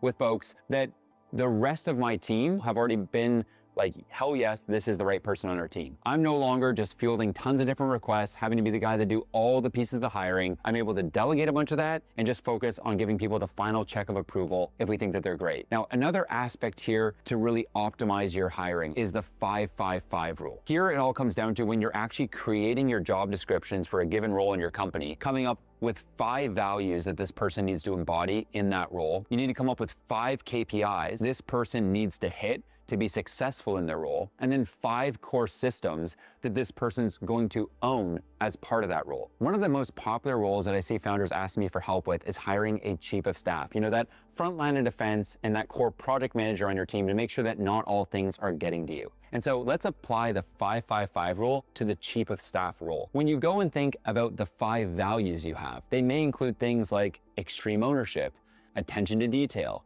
having someone that is obsessed with quality, that in my case wants to dazzle founders, and that has an elevated taste for design. After that, then you're gonna go and document the 5 competencies. For this role, I like to think of someone with amazing communication skills. You know, they need to have amazing project management skills and be insanely organized, have an amazing ability to go and motivate a team, and also have the ability to hire. Now we've got those 5 competencies gone and charted out. So let's move on to then the 5 metrics for this role. Every company is going to be different, but some things that you could go and consider are, you know, the overall NPS score of the company, like how happy are your customers? Number 2 is the cash in bank, right? As the CEO, that's oftentimes one of the biggest metrics in your job, and the chief of staff can be there to help you. Number 3 is maybe your profit margin and helping you keep a good eye on that and making optimizations in the company to get your margin up. 3, it's probably the on-time execution of critical projects. And 5, maybe something like, you know, being able to fill the key roles that you're hiring for within the company. I've gone and synthesized this into a 5-5-5 rule playbook in the link in the description. I took some of the core roles in a personal media company and I actually went and drafted them up for you so you could go and see things like the critical function, the core metrics, and the core systems that you need to be focusing on to get the right people in the right seats in your company. This system allowed me to go from 12 hours a week spent on hiring to just 2 hours a week, saving me over 10 hours every single week. So you've saved a bunch of time now in the hiring process, but you've now got a bunch of people on your team and you need to get better at this next piece. Time trap number 3 is your inability to delegate.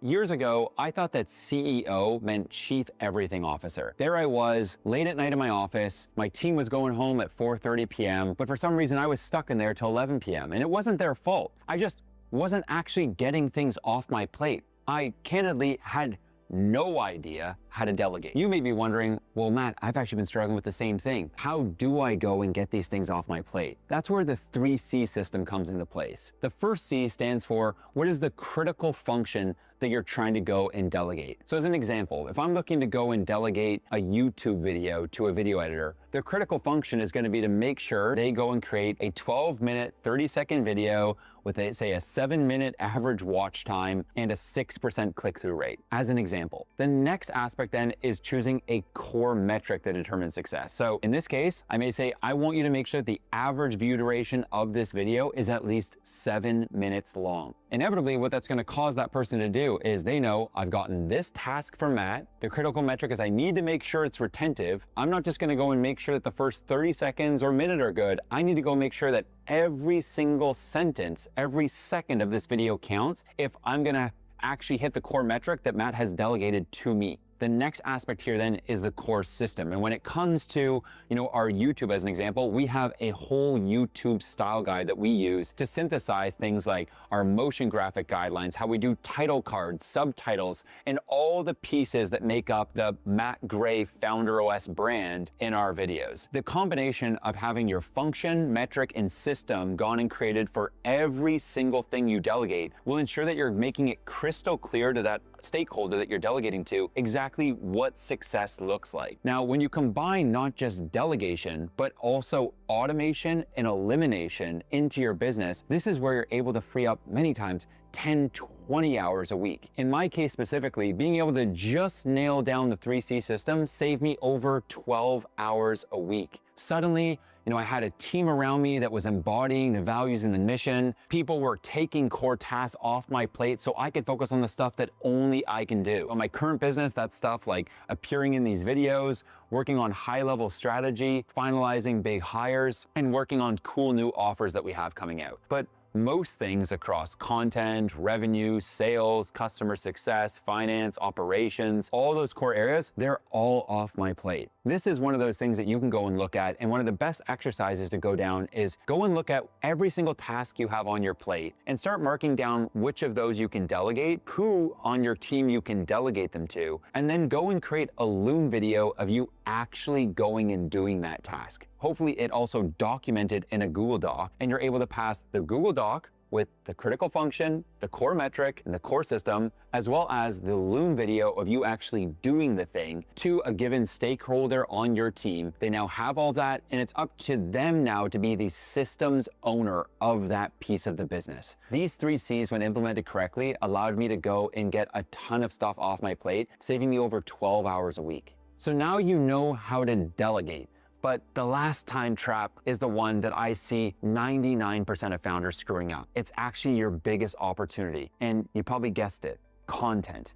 How the hell do you go and get back more of your time on the content side? It comes down to having the right team in place and then having the right guidelines for your content. Let's rewind to Matt 12 years ago, and I'm creating content for my first business, BitMaker. When I looked to the left and looked to the right of me, there wasn't a single other person on my team that I had trained or even hired to help me with content. I knew that, these days, if I was gonna go and build a personal media empire around myself, I needed to have the right team in place to do this, because I'm not looking to be the person in the weeds. I'm looking to be the CEO of this personal media company. You need what I think is one of the most important roles of your personal media company. It's the social media manager. You may be wondering, well, Matt, why a social media manager? The social media manager is the person that's in charge of actually taking all of that content pipeline you're creating and making sure it's distributed without mistakes at the right time of the day with the right captions, titles, and all the packaging needed to help it soar on social media. And so your next question may be, well,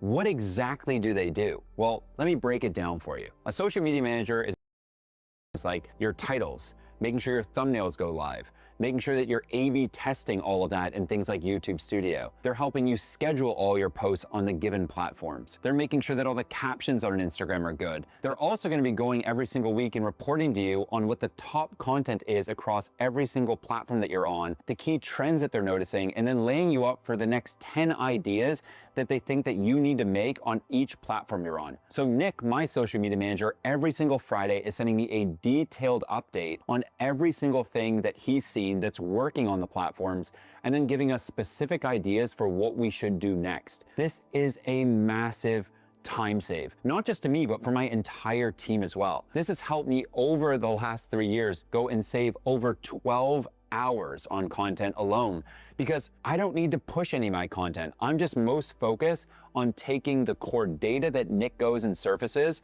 mixed with my own creativity, and then working with my team to get that content created. Finally, distributing my content was no longer my job, and I'm now able just to focus on the stuff that only I can do, getting me back 8 hours a week. So finally, after solving all 4 of these time traps, I've been able to go and get back 60 hours a week, going from 80 to 20, being able to finally have my time back to, enjoy more of my life, go and hike, play paddle tennis, do the things that I just genuinely love to do, and not just be stuck in my business all the time. I want you to go and implement these 4 systems across the 4 time traps in your life, and I can't wait to see what you do with all that time you suddenly got. Thanks for watching, and I'll see you in the next one.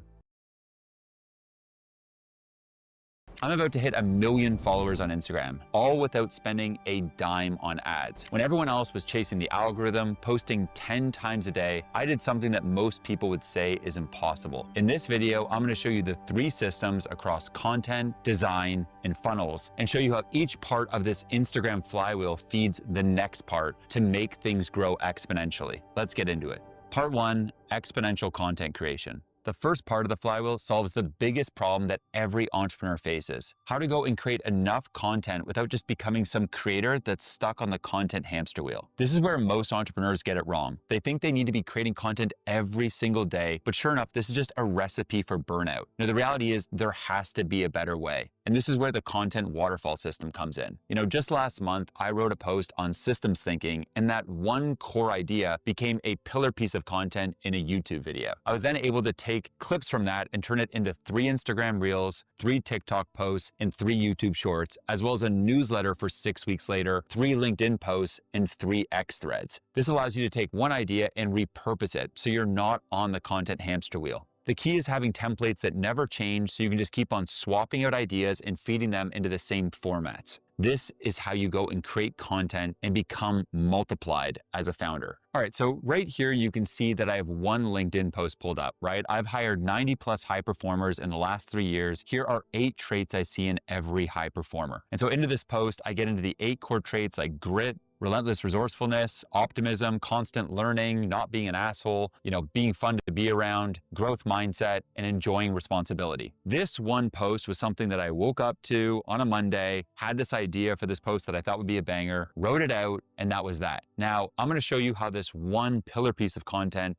for LinkedIn went and became 20 plus other pieces of content. So here you can see on Instagram, we've taken that same piece of content from LinkedIn and then turned it into an Instagram carousel. And so we have 8 rare traits I see in every high performer. This is over 21,000 likes, over 9 million views, right? But it's the same content from LinkedIn. So we've simply just repurposed this into a carousel and good to go, right? At the end of this, the cool thing too is that we use the ManyChat feature, which I'll show you here in just a couple minutes, to go and get people to comment the word coffee. And when they do that, there's an automation that happens in my DMs on Instagram that drives people from the DMs to a workshop that I'm running in about 10 days. So from here, you can see same deal on X. Inside of X, I've gone and combined that same post with this really high value image that I had my team create. We posted this up and it generates another 250,000 views, right? So this is the power of the content waterfall, in action, right? You can see that that first post got around 3 million views, but the subsequent posts have gotten around 10x that. And so it also becomes an X thread. This one in this case got 1.8 million views. And again, it's just that same content from LinkedIn. So no more work on my side, no new content creation. It's simply just maximizing the content, time, and energy that I put into that original post and getting the maximum amount out of it. So same deal here. This has now gone and become a community post on YouTube. It's also going to become a long form YouTube video that you'll see coming out on my channel in the next few weeks. And then we also are able to go and repurpose it again on LinkedIn in around 3 months later. What you're seeing here is content multiplied. So the cool thing is that you have an enormous amount of potential to use these kinds of systems when you have your template set up. I have templates for things like carousels on Instagram or the different ways that we do stories on Instagram so that I don't need to go and come up with new formats constantly. We can just reuse the stuff that we've seen work and then just sub in new content. This makes it easier for me to think about the content ideas I need to create because I know the format they're going to be in. It's also way easier for my designer, Yan, to go and then take my ideas and then format them into a way that we know will work. When you have formats that work, it just makes your life easier. But let me go and show you a little bit behind the scenes of the formats that I've seen work on Instagram over the last 90 days, so you can go and use them for your account. All right, so here we are in my Instagram dashboard. We're looking at the insights over the last 90 days, and we'll rank my content by the most amount of views. And so here you can see some interesting patterns as to the kind of content that's performing best, as well as the formats that are absolutely hitting on the platform. Here's an example. You can see that a lot of the different formats that are working are this one style of carousel. So again, it's pretty simple, right? It's just got the bits of advice over about 8 slides, and then the final slide of the carousel then leads people to a DM automation, getting them to go and comment 30 in this case to get my 30-day CEO transformation playbook. So when they comment 30 on the post, we then go and DM them a playbook and also get their phone number and email in exchange for that. These people then go and join the Founder Us newsletter, which is the only newsletter to help you go and scale your personal brand. And inside of there, they may eventually become leads to my different portfolio companies. And so this is not just how to grow your Instagram, but also how to drive from content all the way through to profit. So in terms of some other patterns we can see here, first off, they're all carousels, right? Carousels are the core format that is blowing up on Instagram. Also, some of the key ways you can see I'm starting this content are with numbers like 8, 9, and 10. You can see a lot of them start with words like how to or how I. Most of these posts have some sort of number on that first slide. You can leverage this to go and use this sort of format for your own Instagram. I don't put much text on each slide. That way it's super scrollable, and our goal too is on each slide of the carousel to be making it where it's easy for someone to go and share that to their stories and it makes sense. It just results in more shares, and more shares equal more virality.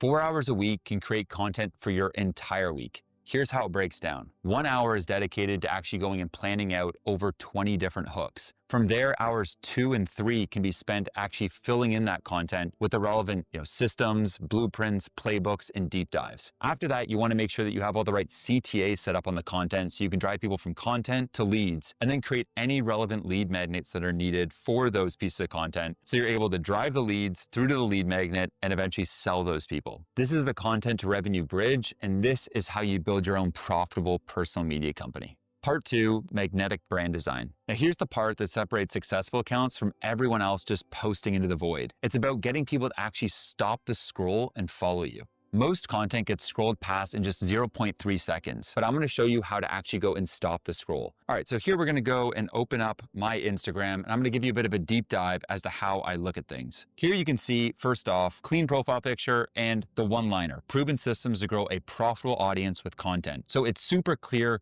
why you should follow me and what exactly I can help you with. From there, we have an automation set up via ManyChat, which I'll show you here in a second, that allows people to go and learn more about Founder OS and how they can scale their personal brand with us. Now, from there, you can see over the last 30 days, the strategy I'm showing you here has driven us over 34.9 million views. The cool thing there too is that we've done that all without spending a dime on ads. Now, the grid here kind of has this light, dark sort of effect, right? And then you can see I'm using those Instagram insights we saw to go and make sure that each post and carousel has that white background, black text. I have a few different formats here, right? We have cut downs from my long form videos as one format. So this is a cool way of using that content waterfall system from a YouTube video and using those for cuts on our Instagram Reels. We obviously have our carousel format, which cranks and typically has 8 slides with a call to action at the end. I then have raw videos where I just film these off of my iPhone, send it to my social team, and then use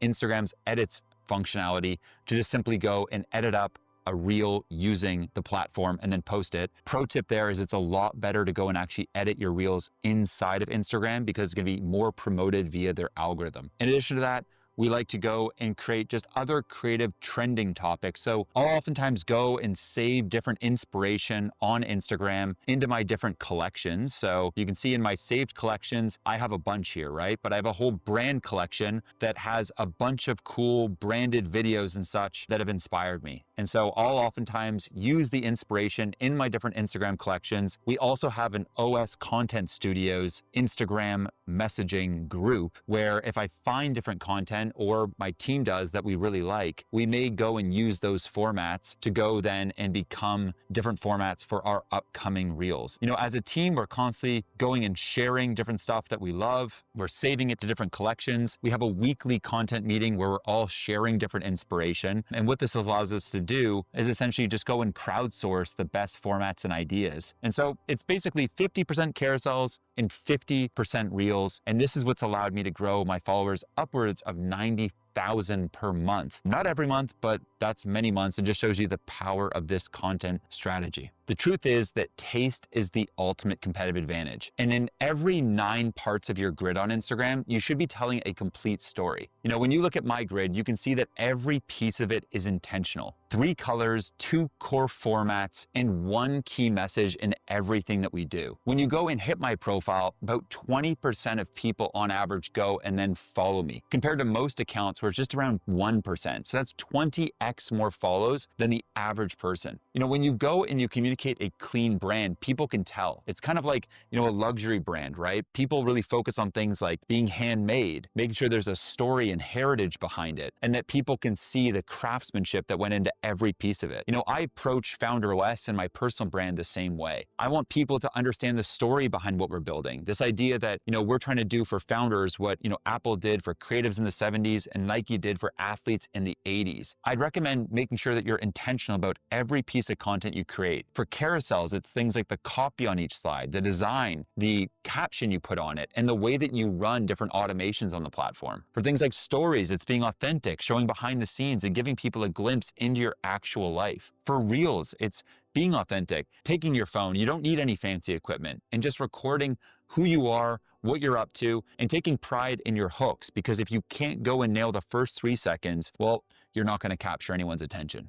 And I approach my Instagram grid with the same level of craftsmanship. You know, I want people to go and arrive on my profile and have an amazing first impression. Here's how to make your content so recognizable that they know it's yours before they even see your name. The key thing is to make sure, number 1, that you have your formats nailed down. Number 2 is that you have a clean brand aesthetic that is visually appealing, but also recognizable. For me, it's using the same font, the same colors, and making sure that I'm using the overall same content categories, which leads me to the third part, which is that you should generally have some content buckets you go for. For me, it's things like, you know, helping founders with systems, it's personal stories, and then it's giving you organic content strategies. The 3 of these combined equal my brand online and the promise for why people should even follow me in the first place. It's 1 part value, 1 part storytelling, 1 part behind the scenes. And the merger of this is what builds my powerful personal brand. You know, in a world where people are posting stuff all of the time, you know, it's important that you actually take a step back and try to define, you know, what your brand aesthetic is and how you're going to stand out versus other people. I think there are a few awesome tools for this, including Cosmos, Pinterest, in my mind. You know, these tools allow you to go and save some beautiful designs and concepts all across the internet so that the next time you're looking to go and evolve your brand, first off, you can go and create your own brand mood board. You know, when you've created your brand mood board, you're thinking about images, colors, videos that encapsulate the general vibe you're going for. This is what then translates into the formats you create. So let's break down this aesthetic and how it all comes together. Well, first off, I'm going to bring you into our company Figma. You know, Figma is a design tool that allows you to go and organize all of your design resources in your company and then share them and work on them as a team. And so here we have, as an example, our grid preview, right? This is typically what our grid will look something like, a mix of amazing photos, videos, and carousels. And so here you can also see it kind of has that light and dark pattern, right? So that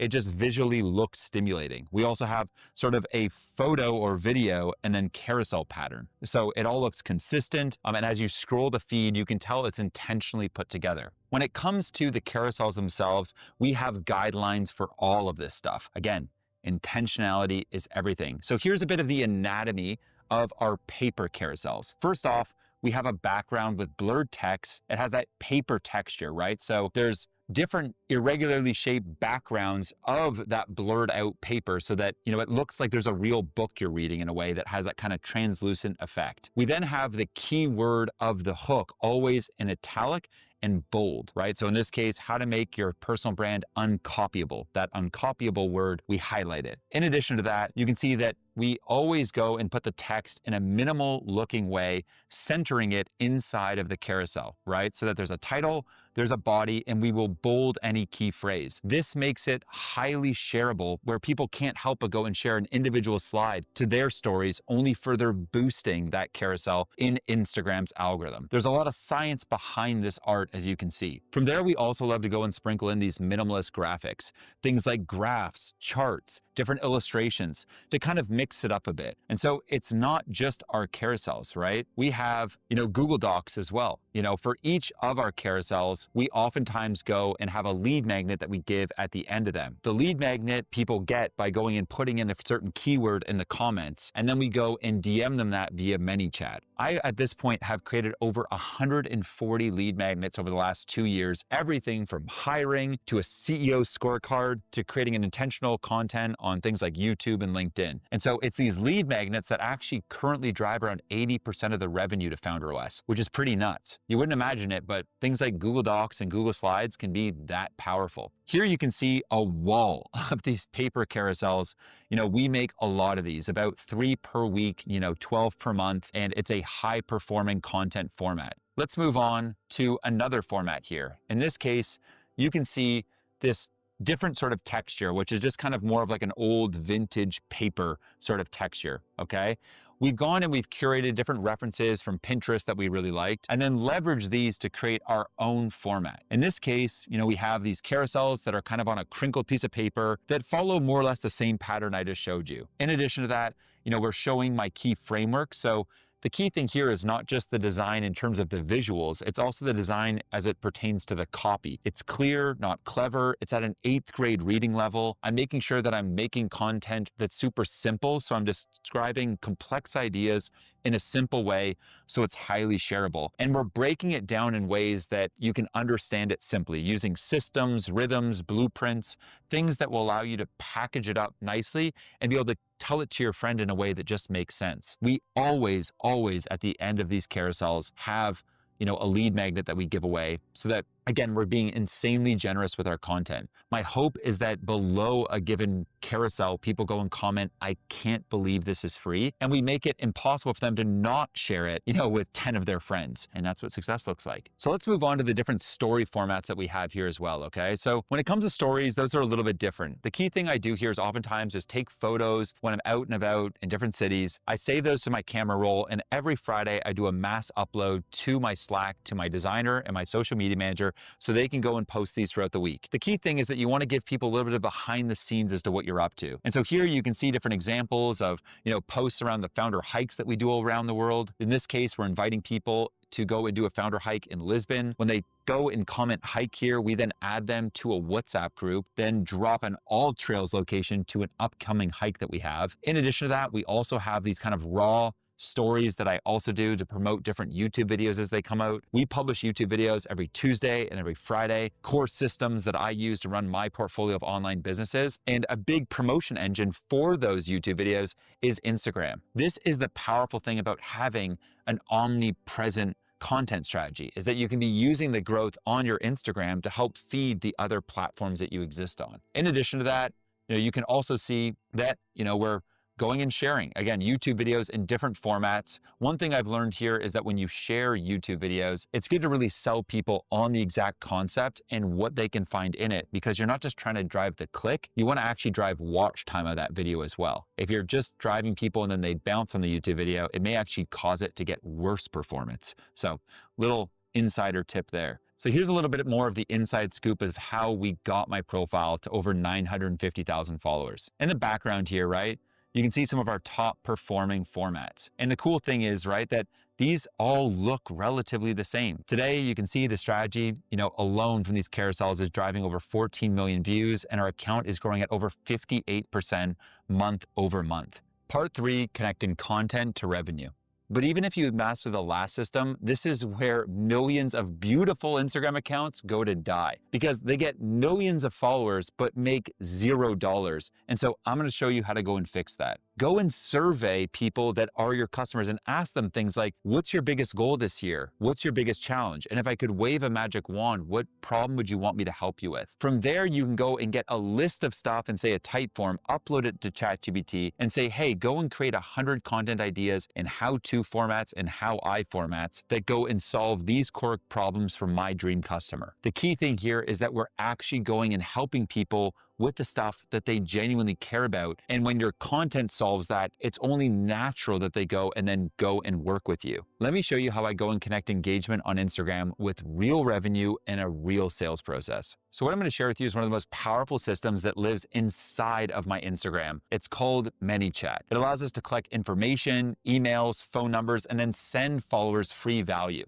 This is how I've grown an insane audience through automations. And what I'm gonna go is break down the exact automation flow for you here. Now, one of the main thing I wanna show you here is our DM center, right? This is where we go and have all of our different automations and give away all of the free resources that you see on my Instagram carousels. There's two kinds of resources here, ones that add value and then ones that add visibility. And I'm gonna break them down for you a bit here. These are all of the free systems that I give away on my Instagram. We organize them into a folder called free resources. And then inside of that, you can go and see a lot of the best resources like, my 1% CEO transformation systems. This is also where I give my 21 days of profit acceleration email course, my 7-day AI email course. It all happens via these automations. First thing here is that the user engages with our content, right? Via a comment or a DM.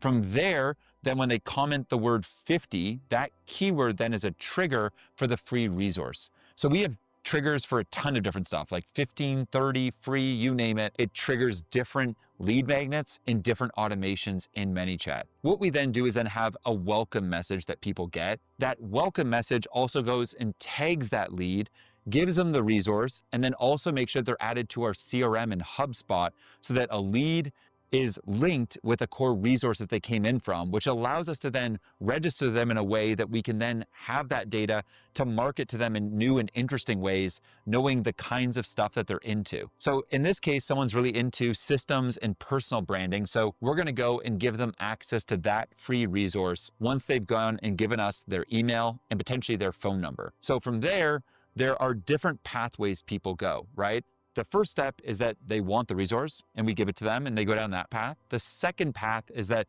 they say that they're not interested and then the whole automation just stops. The second step then is once the user has engaged, we then give them the content and they're actually gonna go and get this whole resource, which typically is either in a Google Doc or in Google Slides. All along the way, we're tagging different people, right? So this is all getting organized into a robust way, but it also feels very organic and superhuman, right? We're making sure that the messages are actually handcrafted by me so that they sound like me. So we're trying to give an insane amount of generosity, make it feel human, while also going and showcasing the power of our automations and systems. And so if a founder goes and wants a given lead magnet, they just click yes, we'll send that over to their email, and voila, they have it. I think that so many people go and treat their audience just like some number, and we want to go and treat each person in my audience as if it was our best friend, really helping them out, helping them overcome challenges and obstacles, and make sure that every interaction that we have with them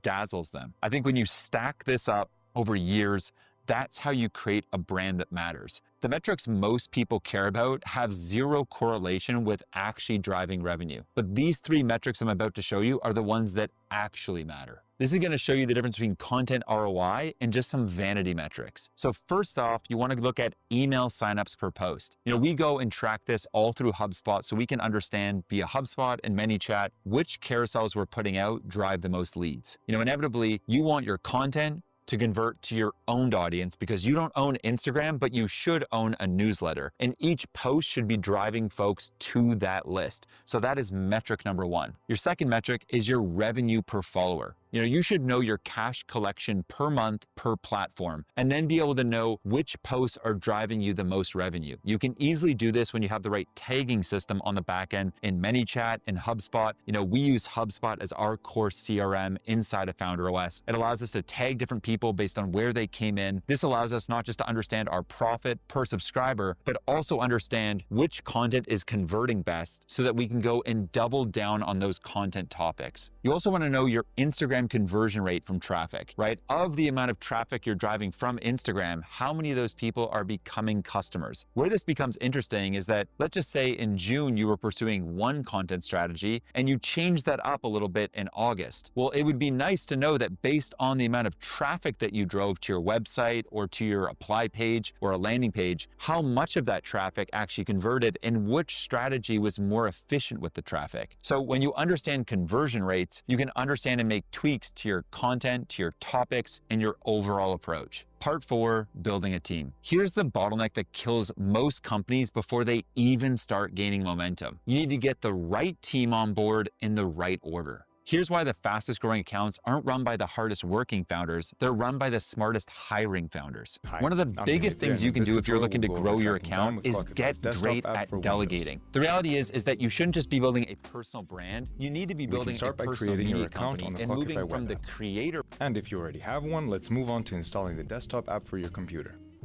You can download the app directly from our website. Click on this icon here and clock on. Add a project and a task. Mark the entry as billable, and add tags if you need more details.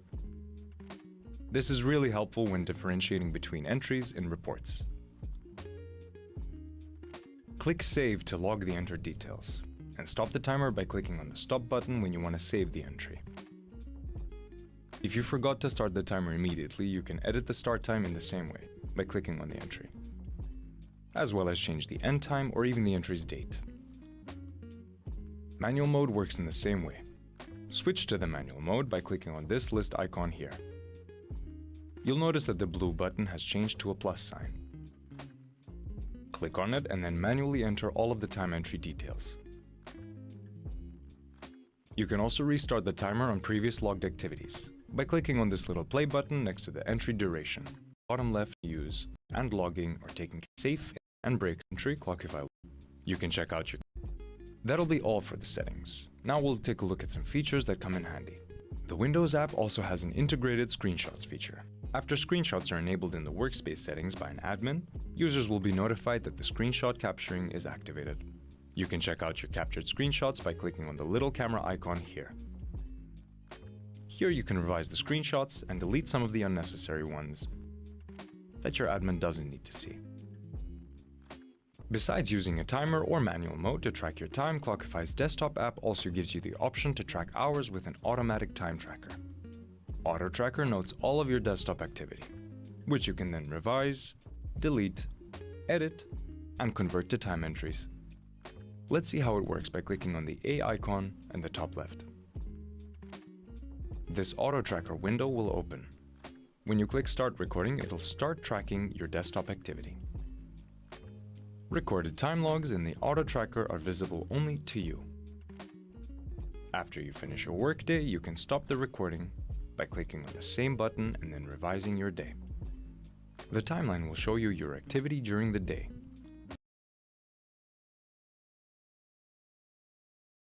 If you click on a bar from the timeline, it'll automatically scroll you down to an entry that represents it. For each time slot, you will see the name of the app or tool that's being used, more details on it in the description field, the link associated with it, start and end times, duration, and idle time. Idle time identifies time with no keyboard or mouse movement, so it helps you better understand your productivity or focus during the day. On the right side, you'll see a summary of time spent across apps or websites. Here you can select all entries for a specific app by clicking on the checkbox here. And if you don't want to see this group view, click on this icon.